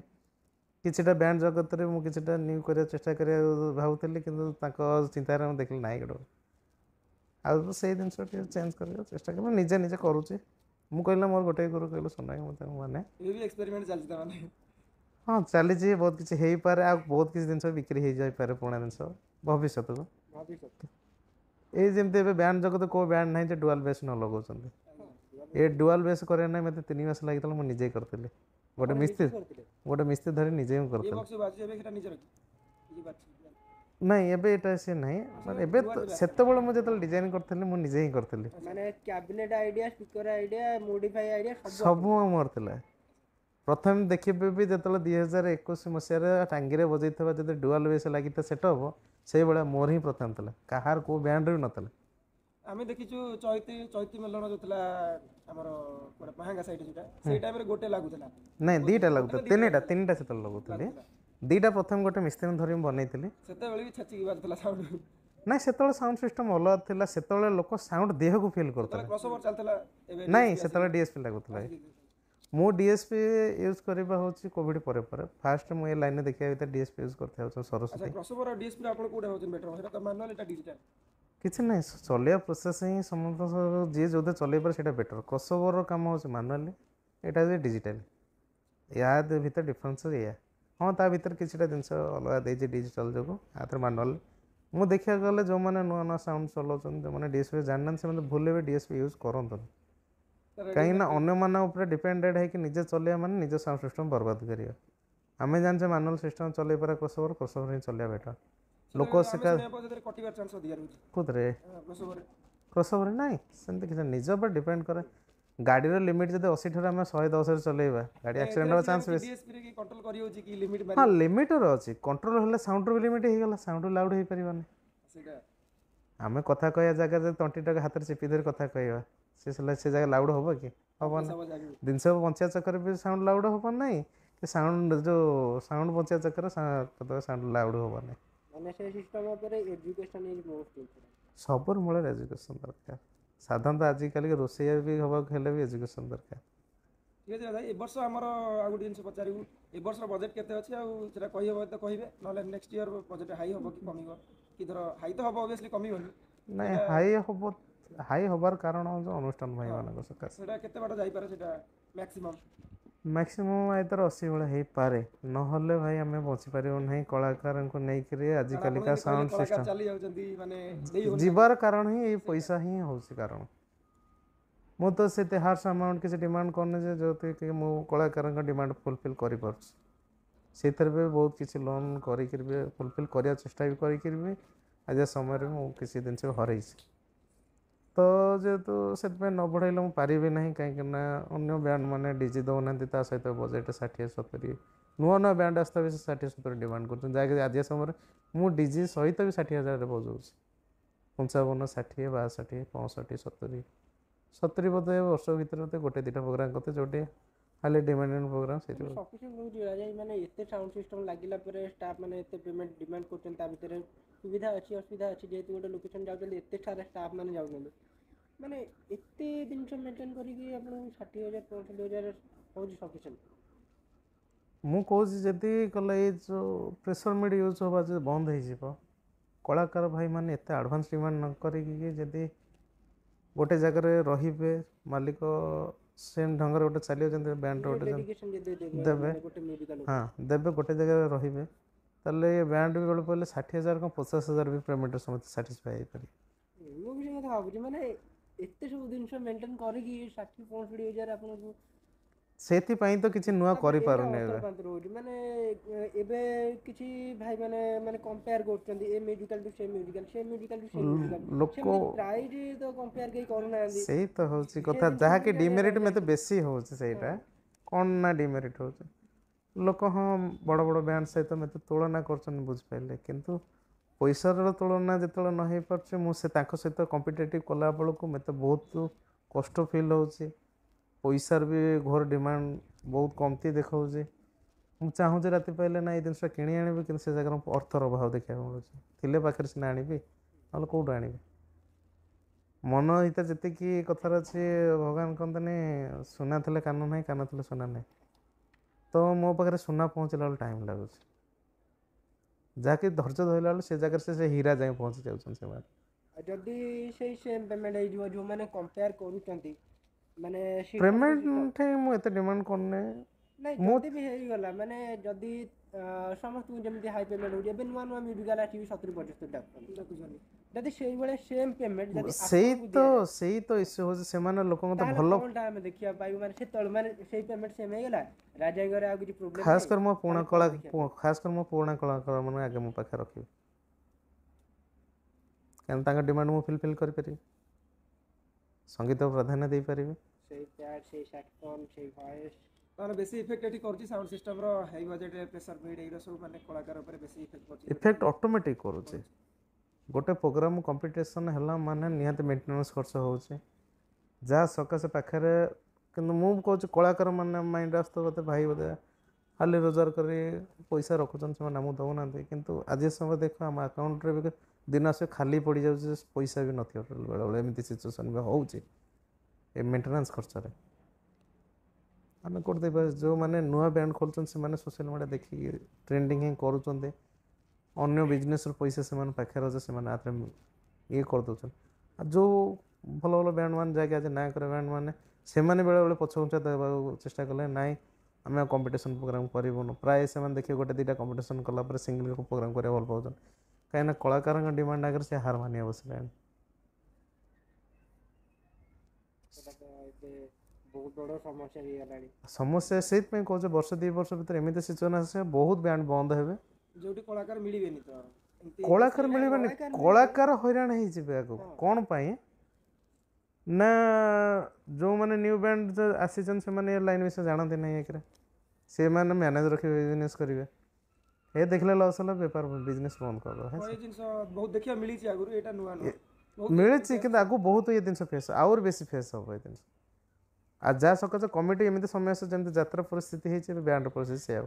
ଲୋକ କହିବେ ଆମେ ଏତେ ପଇସା କ'ଣ ପାଇଁ ଦେଉ ଏତେ ପଇସା କ'ଣ ପାଇଁ ଦେଉ ଗୋଟେ ସାଧାରଣତଃ ଘରେ ବାହାଘର ହେବ ତୁମେ ଡିମାଣ୍ଡ କର 80-85 ବାହାଘର ପ୍ରୋଗ୍ରାମ୍ ଲୋକ କ'ଣ ପାଇଁ ତୁମକୁ ଦେବେ ସାଧାରଣତଃ ଗୋଟେ ଡିଜେ ତ 20,000 ଟଙ୍କା ବଜେଇଦେବେ ଲୋକ ଟିକେ ଏନ୍ଜୟ କରିବା ଦରକାର ତା ବୋଲି 80,000 ଦେଇ ତ ଗୋଟେ ଫ୍ୟାମିଲିରେ ଆଫୋର୍ଡ଼ କରିପାରିବ ନାହିଁ ତ ସାଧାରଣତଃ ଗୋଟେ ବ୍ୟାଣ୍ଡ ଏବେ ବଜେଇ କଲେ ତୁମର 1,00,000 ଟଙ୍କା କମ୍ ଖର୍ଚ୍ଚ ହେଉନାହିଁ ଗୋଟେ ପୂଜା ପ୍ରୋଗ୍ରାମରେ ନାଇଁ ଆମେ ଚାହୁଁଛୁ ଗୋଟେ ସୀମିତ ଭିତରେ ରହୁ କମ୍ପିଟିସନ୍ ହେଉ ସବୁ ହେଉ କଳାକାର ଯେଉଁ ବଦଳେଇବାଟା ଇଏ ହେଉ ଗୋଟେ ପଇସା ଗୋଟେ ଲିମିଟେଡ଼ ହେଉ ସବୁ କିଛି ଜିନିଷ ଗୋଟେ ଲିମିଟରେ ଚାଲିଲେ କିନ୍ତୁ ଏବେ ଲୋକ ମାଇଣ୍ଡ କ'ଣ ମାଲିକ ଅଧିକ ପଇସା କମାଉଛନ୍ତି କିନ୍ତୁ ପିଲାଙ୍କ ପାଇଁ ସମସ୍ତଙ୍କ ମାଇଣ୍ଡରେ ସେଇଆ ଆସୁଛି ମାନେ କଳାକାର ଭାଇମାନେ ଭାବୁଛନ୍ତି ଏତେ ପେମେଣ୍ଟ ଆସୁଛି ଏତେ ନାଇଁ ସମସ୍ତେ ଫ୍ୟାମିଲି କଷ୍ଟ ଅଛି ଆଜି ସମସ୍ତେ ବୁଝିପାରୁଛୁ କିନ୍ତୁ ମୋ ଚିନ୍ତାଧାରାଟା ନେଇକି ମୋତେ ମୋ ପାଖରେ କିଏ ଧୈର୍ଯ୍ୟ ଧରି ରହିପାରୁନାହାନ୍ତି ଯାହା ସକାଶେ ମୋ ଖାସ୍ କରି ମୋ ବ୍ୟାଣ୍ଡରେ ବେଶୀ ଷ୍ଟାଫ୍ ଚେଞ୍ଜ ହେଉଛି ଆପଣ କିଛି ଶିଖିବାକୁ ଚାହୁଁଥିବେ କିଛି ଲେଭେଲରେ ଠିଆ କରିବା ପାଇଁ ଚାହୁଁଥିବେ ସେ ଯାକେ କିଏ ଧୈର୍ଯ୍ୟ ନାହିଁ କେହି ଠିକ୍ ଅଛି ଭାଇ ଆମର ଗୋଟେ ଆଉ ଗୋଟେ କ୍ୱେଶ୍ଚିନ୍ ଏଇଠି ଆମର ଯଦି କହିବାକୁ ଚାହିଁବେ କହିବେ ନହେଲେ ନାହିଁ ଆମର ପର୍ ଇୟର୍ ଆପଣଙ୍କର କଲ୍ ହେଇଯାଉଛି କେତେ ନିହାତି ମ୍ୟାକ୍ସିମମ୍ 100, 110, 120 ମାନେ ଏତିକି ହେଇଯାଏ ଗୋଟେ ସିଜନ୍ ଗୋଟେ ସିଜନ୍ ମାନେ ବେଶୀ ମାନେ ଆମକୁ ଲାଗୁଛି ବେଶୀ ନାଇଁ ସେଟା ଲୋକଙ୍କୁ ଦେଖାଯାଏ କ'ଣ ପାଇଁ ଦେଖାଯାଏ ନା କଣ୍ଟିନ୍ୟୁଅସ୍ଲି ଯେତେବେଳେ ମାସ ପ୍ରୋଗ୍ରାମ୍ ଚାଲେ ଲୋକଙ୍କୁ ଲାଗେ ଅଧିକ ପ୍ରୋଗ୍ରାମ୍ ଆମେ ଗଣେଶ ପୂଜା ଇଏ କାର୍ତ୍ତିକ ରହିଛି 30-30ଟା ଆମେ ଦେଖିଛୁ କଣ୍ଟିନ୍ୟୁ 30 ସେମିତି ସବୁ ବର୍ଷ ହେବ ବୋଲି କିଛି ଗ୍ୟାରେଣ୍ଟି ନାହିଁ ମ୍ୟାକ୍ସିମମ୍ ତ ଯାଉଥିବ 20 ନାଇଁ ସେମିତି କିଛି ସ୍ଥିତି କାହାର କନଷ୍ଟାଣ୍ଟ ନଥାଏ ଆଜି ଏଇ ବ୍ୟାଣ୍ଡଟେ ଭଲ ପ୍ରୋଗ୍ରାମ୍ କଲା ତ ତାର ବଜେଟ୍ ହାଇ ହେଇଯିବ କାଲି ପ୍ରୋଗ୍ରାମ୍ ଅଧିକା ହେଇଯିବ कि तार प्रोग्राम ए वर्ष टी खराब होला ऑटोमेटिक प्रोग्राम कमी ठीक है माने हम যদি সেটা একটা জিনিস তো এটা স্কিপ করিয়া আমার ধর গোটে নেক্সট ইয়ার গোটে নিউ মানে কমিটি ধর চাইবে বুক করে ଆପଣ କେତେ ଦିନ ପର୍ଯ୍ୟନ୍ତ ପୁରା ଫିକ୍ସ ରହୁଛି ତାପରେ ବୁକ୍ ହେଇପାରିବ फिक्स ना जो मो मेन कथा होला कहीं कमिटी एत बदलाए ना मु कहीं ना पैसा लोभर कोटी जाए ना ए वर्ष किंतु मु प्राय कमिटी बदलिया जाउछि एथिपाई जे टिके जाकि मु इश्यू कोन ना खास कर मु कलाकार भाई माने मु तांको सकासे पैसा कम जो मु तांको पेमेंट दे पारन पेमेंट इश्यू कोन हो ना मो भाई माने भाबुचंती कलाकार भाई ना भाई अधिक पेमेंट आणुचंती जाकि हमको दउ नांते किंतु सेटा नेचुरल फेस रे मु देखिया गलो मु बहुत कम पैसा पाउछि जाकि सकासे मु कलाकार भाई माने मो तोळ छाड़ी जाउचंती मु तो पाइले सिना देबी तांको मोर भी फैमिली अच्छी तांकर भी फैमिली अच्छी से जब न पाए मत कौन पाई रही तांकर जब डिमांड मु फुलफिल न कर रही कत मो पाखे ये सब जिन फेस ओवर मुझे वर्ष किसी कमिटी चेंज करुच्ची जहाँकि बजेट रे सकाशे भी वर्ष पार्टी चेंज कर कमिटी कारण अछि बाडी वर्ष एते हाईलाइट होछि तो नुआ जे चाहतनी से चाहतनी बजा किंतु बजै पाता से दिन पचरे भाई आस ए वर्ष टी भाई कला कथा पैसा टी आवश्यकता निहाती अछि आपण माने चाहिए बाणी आगु को बहुत ना करि पारे जदि आपण माने चाहिए आपण माने साहाय्य रहिले मु बहुत आगु जीवे मु कदापि आपण पैसा ने बर्बाद करिवेनी एही लाइन में इन्वेस्ट करबा प्लान बहुत किसी अछि आगु कहना जो दिन पई गला मु 5-7 वर्ष डेडिकेट करलेनी संगीत पई टाइम देलेनी ता बेले न जे किछटा पैसा हिसाब पे मु पछे जे सेठी तुम माने गुहारी करबी यदि सेमान साहाय्य करिवे बहुत किछ जाई पारे एक्चुअली राजा एटा आपनकर काम हिसाब तो एकना बाणी पूरा पीक लेवल को चढ़ी सारी माने एटा बैलेंस के रहया दरकार आपन तो कहछन आपनकर आउरी अछि माने आगु को किछि अपडेट करिया जदि बैलेंस एक्चुअली हमहु लागु जे पीक लेवल पळै छी तो सेटा मेंटेन के से जिबा ना मेते कथा लगने एटा पिक पॉइंट बोले आउरी माने आउरी आगु को अछि आशा साउंड रो पिक पॉइंट तो एटा पिक पॉइंट था जे पर्यंत गोटे बैंड रो जदि song collection old to new जाके किछि नाही से बैंड रो किछि पिक पॉइंट आसी नै मु चाहे पिक पॉइंट कोटा कह जाए गोटे बैंड री जो बैंड गोटे फरमाइश करता से बैंड जब सब किसी गीत पाई पारता ताल से बैंड पिकअप अच्छे कहीं मो पिक पॉइंट एपर्तन पहुँचनी मो पिक पॉइंट जो इच्छाटा अच्छे से इच्छाटा को किछटा मालिक भाई मैंने भांगी दौरान मोर जहाँकि मो कलाकार मान नहीं मु चाहे मो कलाकार मैंने मो पाखे रही मो संगीत गोटे जगार पहुँचा चाहे जहाँकि से कौन से गीतर अभाव न रही किंतु से तो जत कलाकार चेंज है से जिन हो पार ना जहाँकि सब बैंड से जिन हो कलाकार मैंने एक्चुअली को जिन बेसी फोकस करिया कथा संगीत नहीं माने जहाँ भी आपन जदी कहले ताकर ही फैमिली अछि तो ये जिंस एक्चुअली से माने को जिंस बेसी फोकस करिया था कि धर कला को तो फोकस जाबे कलार मेन सेटा नहीं कलाकार भाई माने कोन प्राय कलाकार भाई माने कोन करछ ना से माने गोटे सोर्स ऑफ डिमांड दे दोछन मो कहया कथा ठीक है तुम गोटे मालिक पाखे गोटे वर्ष टाइम था रोजगार कल मालिक तुमको जिते प्राप्य दौर भल दौर मालिक ता हिसाब दौर जब न दे पारे कह आलोचना कर मालिक जब अशांति हेले स्ट्रेटली मना करते कि आपन ये कले आप जगह परिवर्तन किंतु से जगह डिस्कसन न है कि बहुत किसी न है कि जेते गोटे मालिक अधिक अमाउंट दउछ आम पळै माने एपडे ओनर जानना दिसे पडे म्यूजिकल चेंज माने एक्स्ट्रा सेपड जाके पर्सनल शॉक लागुची काहे कि ना चिंता करथबो ना ए दिन सन एमते गढिबा सेमिति तो सब मालिक माने करू ना दे अन्य मालिक माने अछन ताकर कोन माइंडटा ना आकु नेले पार्टी भलो बाजियो से जेंति पचाले से कोऑर्डिनेशन बनिबोनी ना सेटा कोऑर्डिनेशन कदाई बनिबोनी कारण जोटा सेटिंग हे जाईची सेटिंग न जेंति हम देखिया पाउछु एठु जाउचंती बहुत लोक अलगा जगह सेठी भी से इंस्ट्रूमेंट अछि सब से जिंस अछि किंतु से जिंस आउटपुट सेटु मिलुनी कि से बेला बजै पारना से बेला मालिक तोर अफोर्ड मिलिबोनी जेते कोट आसी सेटा बनि पारनी जेते सेटा ओटे बड़ जिंस आपण कहले मुझे कहूँ आम पाखे हाँ कहीपर क्या ये करे मुझे को बड़ कलाकार आनी रखी तो ये पार्टी बनईनी आज छोट छोट को हाइलाइट करछनी बहुत ना हाइलाइट तो कहबे से कर्म जो उठी मो जो मुझे टाइम दे सी मत टाइम दे जहाँ सकाश आगे जाइए बहुत लोग कैरियर करछनी एटा सत कथा एटा तो नहीं से माने से मते बढ़ाई मो सका माँ को सकाश से परिचित होता तो मोर कहबन बॉन्डिंग कष्ट किंतु मु कौन कहला आ भितर आमर कलाकार भितर बने नशा कारण बजेट ही असुविधा है मुझे फुलफिल कर जेहतु मुझे डिमांड कहीं करे मुझे चेष्टा करे ना जो कलाकार नहीं कि मुझे दी पैसा पाइपर से दी पैसा पाइपर से बजी पारे बुझे एक्चुअली मेंटेनेंस बहुत सारा ता से मझे कलाकार भाई मैंने एत सारा पैसा डिमांड कर आप जानते कि जोड़े प्लानिंग करदिए कि से प्लानिंग पर्यंत गला आप जो शुणुं आम स्टाफ ना आम सागर तापर आ गोटे जिनस कौन जो निज कथार अच्छे जो निज पार पैसा नथियो मनीष सब टेंशन रहा मो कहे तो मो कलाकार भाई मतलब खटुचे तार आज 50,000 डिमांड पड़ला मुझे फुलफिल ना कर मुझे रही जो मो पाखे ना मुझे पैसा नहीं बड़े टेंशन हो जाए ना मुझे गोटे कलाकार भाई एमती बहुत कलाकार बाहर जाऊँ जहाँ हो देखा जाओ आगे कौन हो कौन ना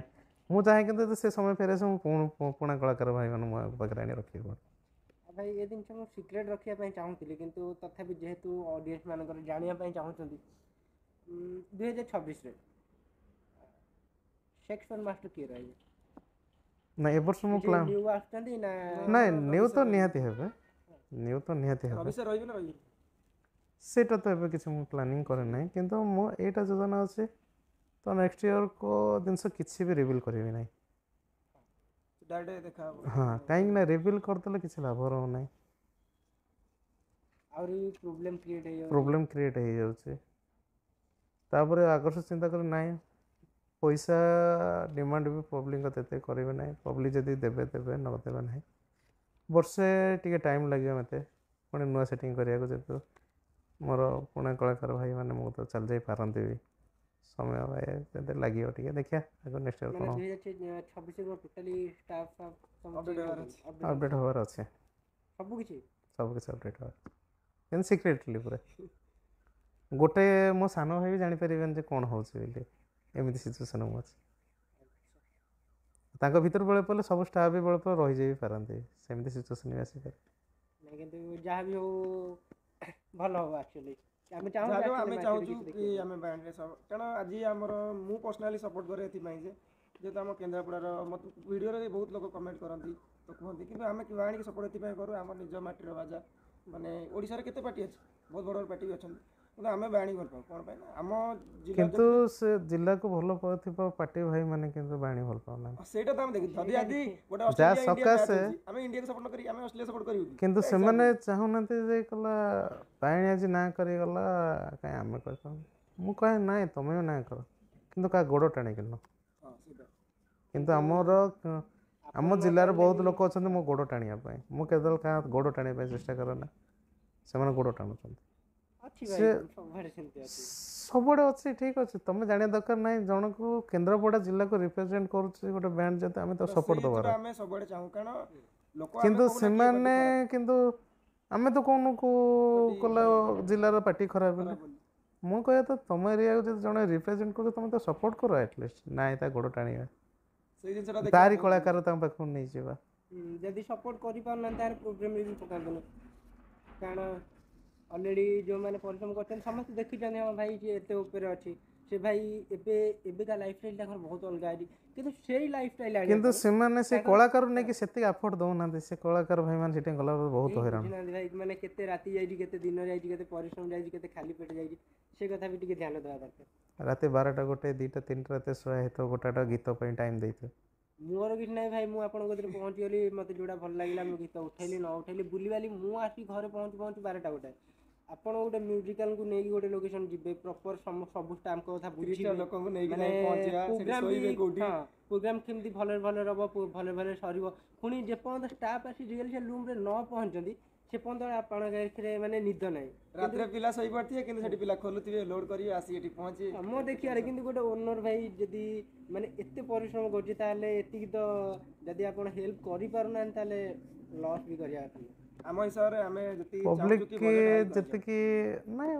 बजेट हाई करंतो न करंतो सेटा पब्लिक इच्छा सेटा डिमांड आम आम तरफ करि परिबा नै कन आम अन्य बैंड वाला चाहुनु का खराब हे चलिया पई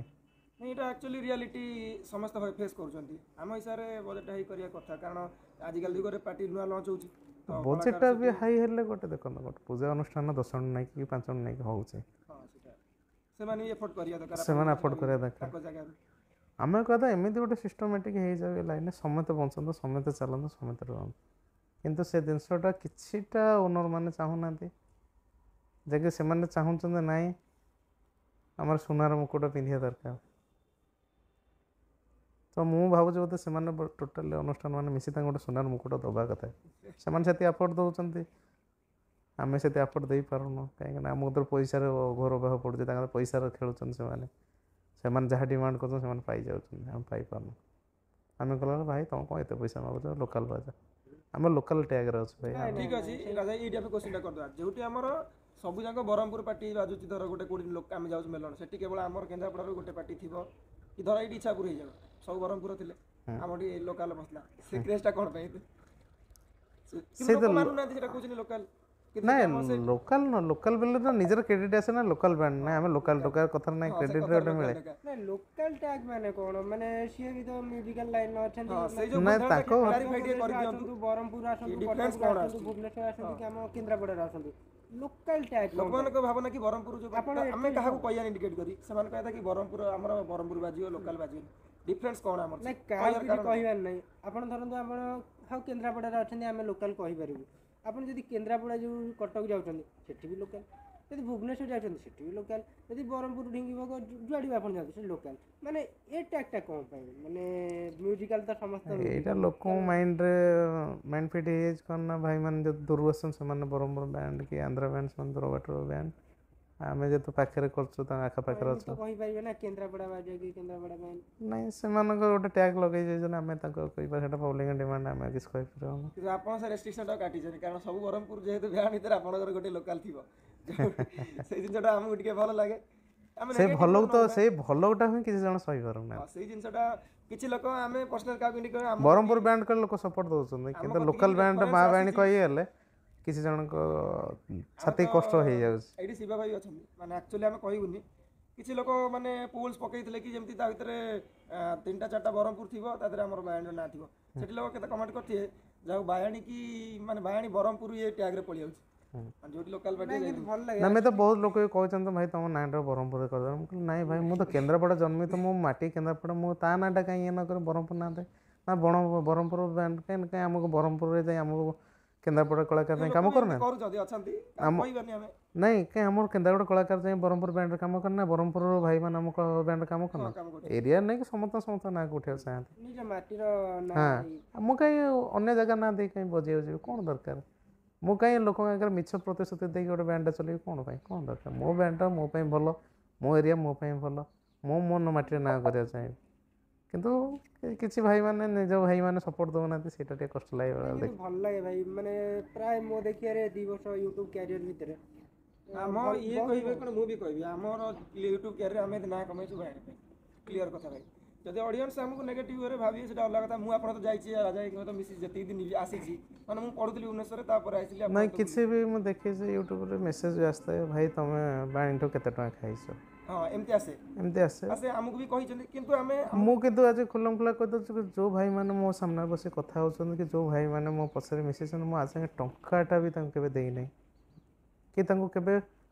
କହିନେ ଭାଇ ମୋତେ ଏତିକି ଫଲୋ ନାଇଁ ସେମାନେ ମୋ ପାଇଁ ଭଲ ପାଇବା ମୋର ତାଙ୍କ ପ୍ରତି ଭଲ ପାଇବା ସେ ମୋତେ ଟାଣି ଆଣନ୍ତି ବାସ୍ ଆମେ ଯେତିକି ଦିନ ମିଶିଛୁ ମୁଁ ବି ରାଜା ସହିତ ପଢ଼ା ପରେ ଯେତିକି ଦିନ ମିଶିଛି ରାଜା ସହିତ ମୁଁ ଯେତିକି ଜାଣିଛି ପର୍ସନାଲି ଭଲ ଲାଗେ ମାନେ ଗୋଟେ ଜିନିଷ ଭଲ ଲାଗେ ତାଙ୍କର ବ୍ୟବହାର ମାନେ ବ୍ୟବହାର କଥାବାର୍ତ୍ତା ତାଙ୍କର ମାନେ ମାଲିକ ହିସାବରେ ସିଏ କ'ଣ ଥିବେ ମୁଁ ଜାଣିନି କିନ୍ତୁ ଗୋଟେ ଭାଇ ହିସାବରେ ତାଙ୍କ ବ୍ୟବହାର ତାଙ୍କ କଥାବାର୍ତ୍ତା ମୋତେ ବହୁତ ଭଲ ଲାଗେ ସେଇଥିପାଇଁ ମୁଁ ବାରମ୍ବାର ମୁଁ ଯେତେବେଳେ କଥା ହୁଏ ଯେତେବେଳେ ବି ଜାଣେ ରାଜା ଏଇଠି ପାଖାପାଖି ଅଛନ୍ତି ଯିବା ପାଇଁ ବହୁତ ଟ୍ରାଏ କରେ ଆଣ୍ଡ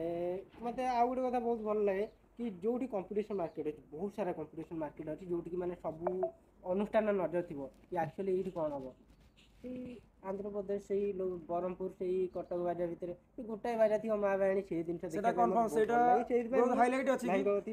ଛୋଟଠୁ ବଡ଼ ଯାଏଁ ପିଲା କହିବେ କମ୍ପିଟିସନ୍ ଜାଣିବ ମାନେ ଏଠି ବାଣୀ ଥିବାର କନଫର୍ମ ହଁ ଏଇଟା ଏଇ ଜିନିଷ ଦେଖିବାକୁ ମିଳେ ଭଲ ଲାଗେ ଆଉ ସେଇ ଜିନିଷ ଲାଗି ତ ଆମେ ଏତେ କଷ୍ଟ କରୁଛୁ ଆଉ ଭାଇ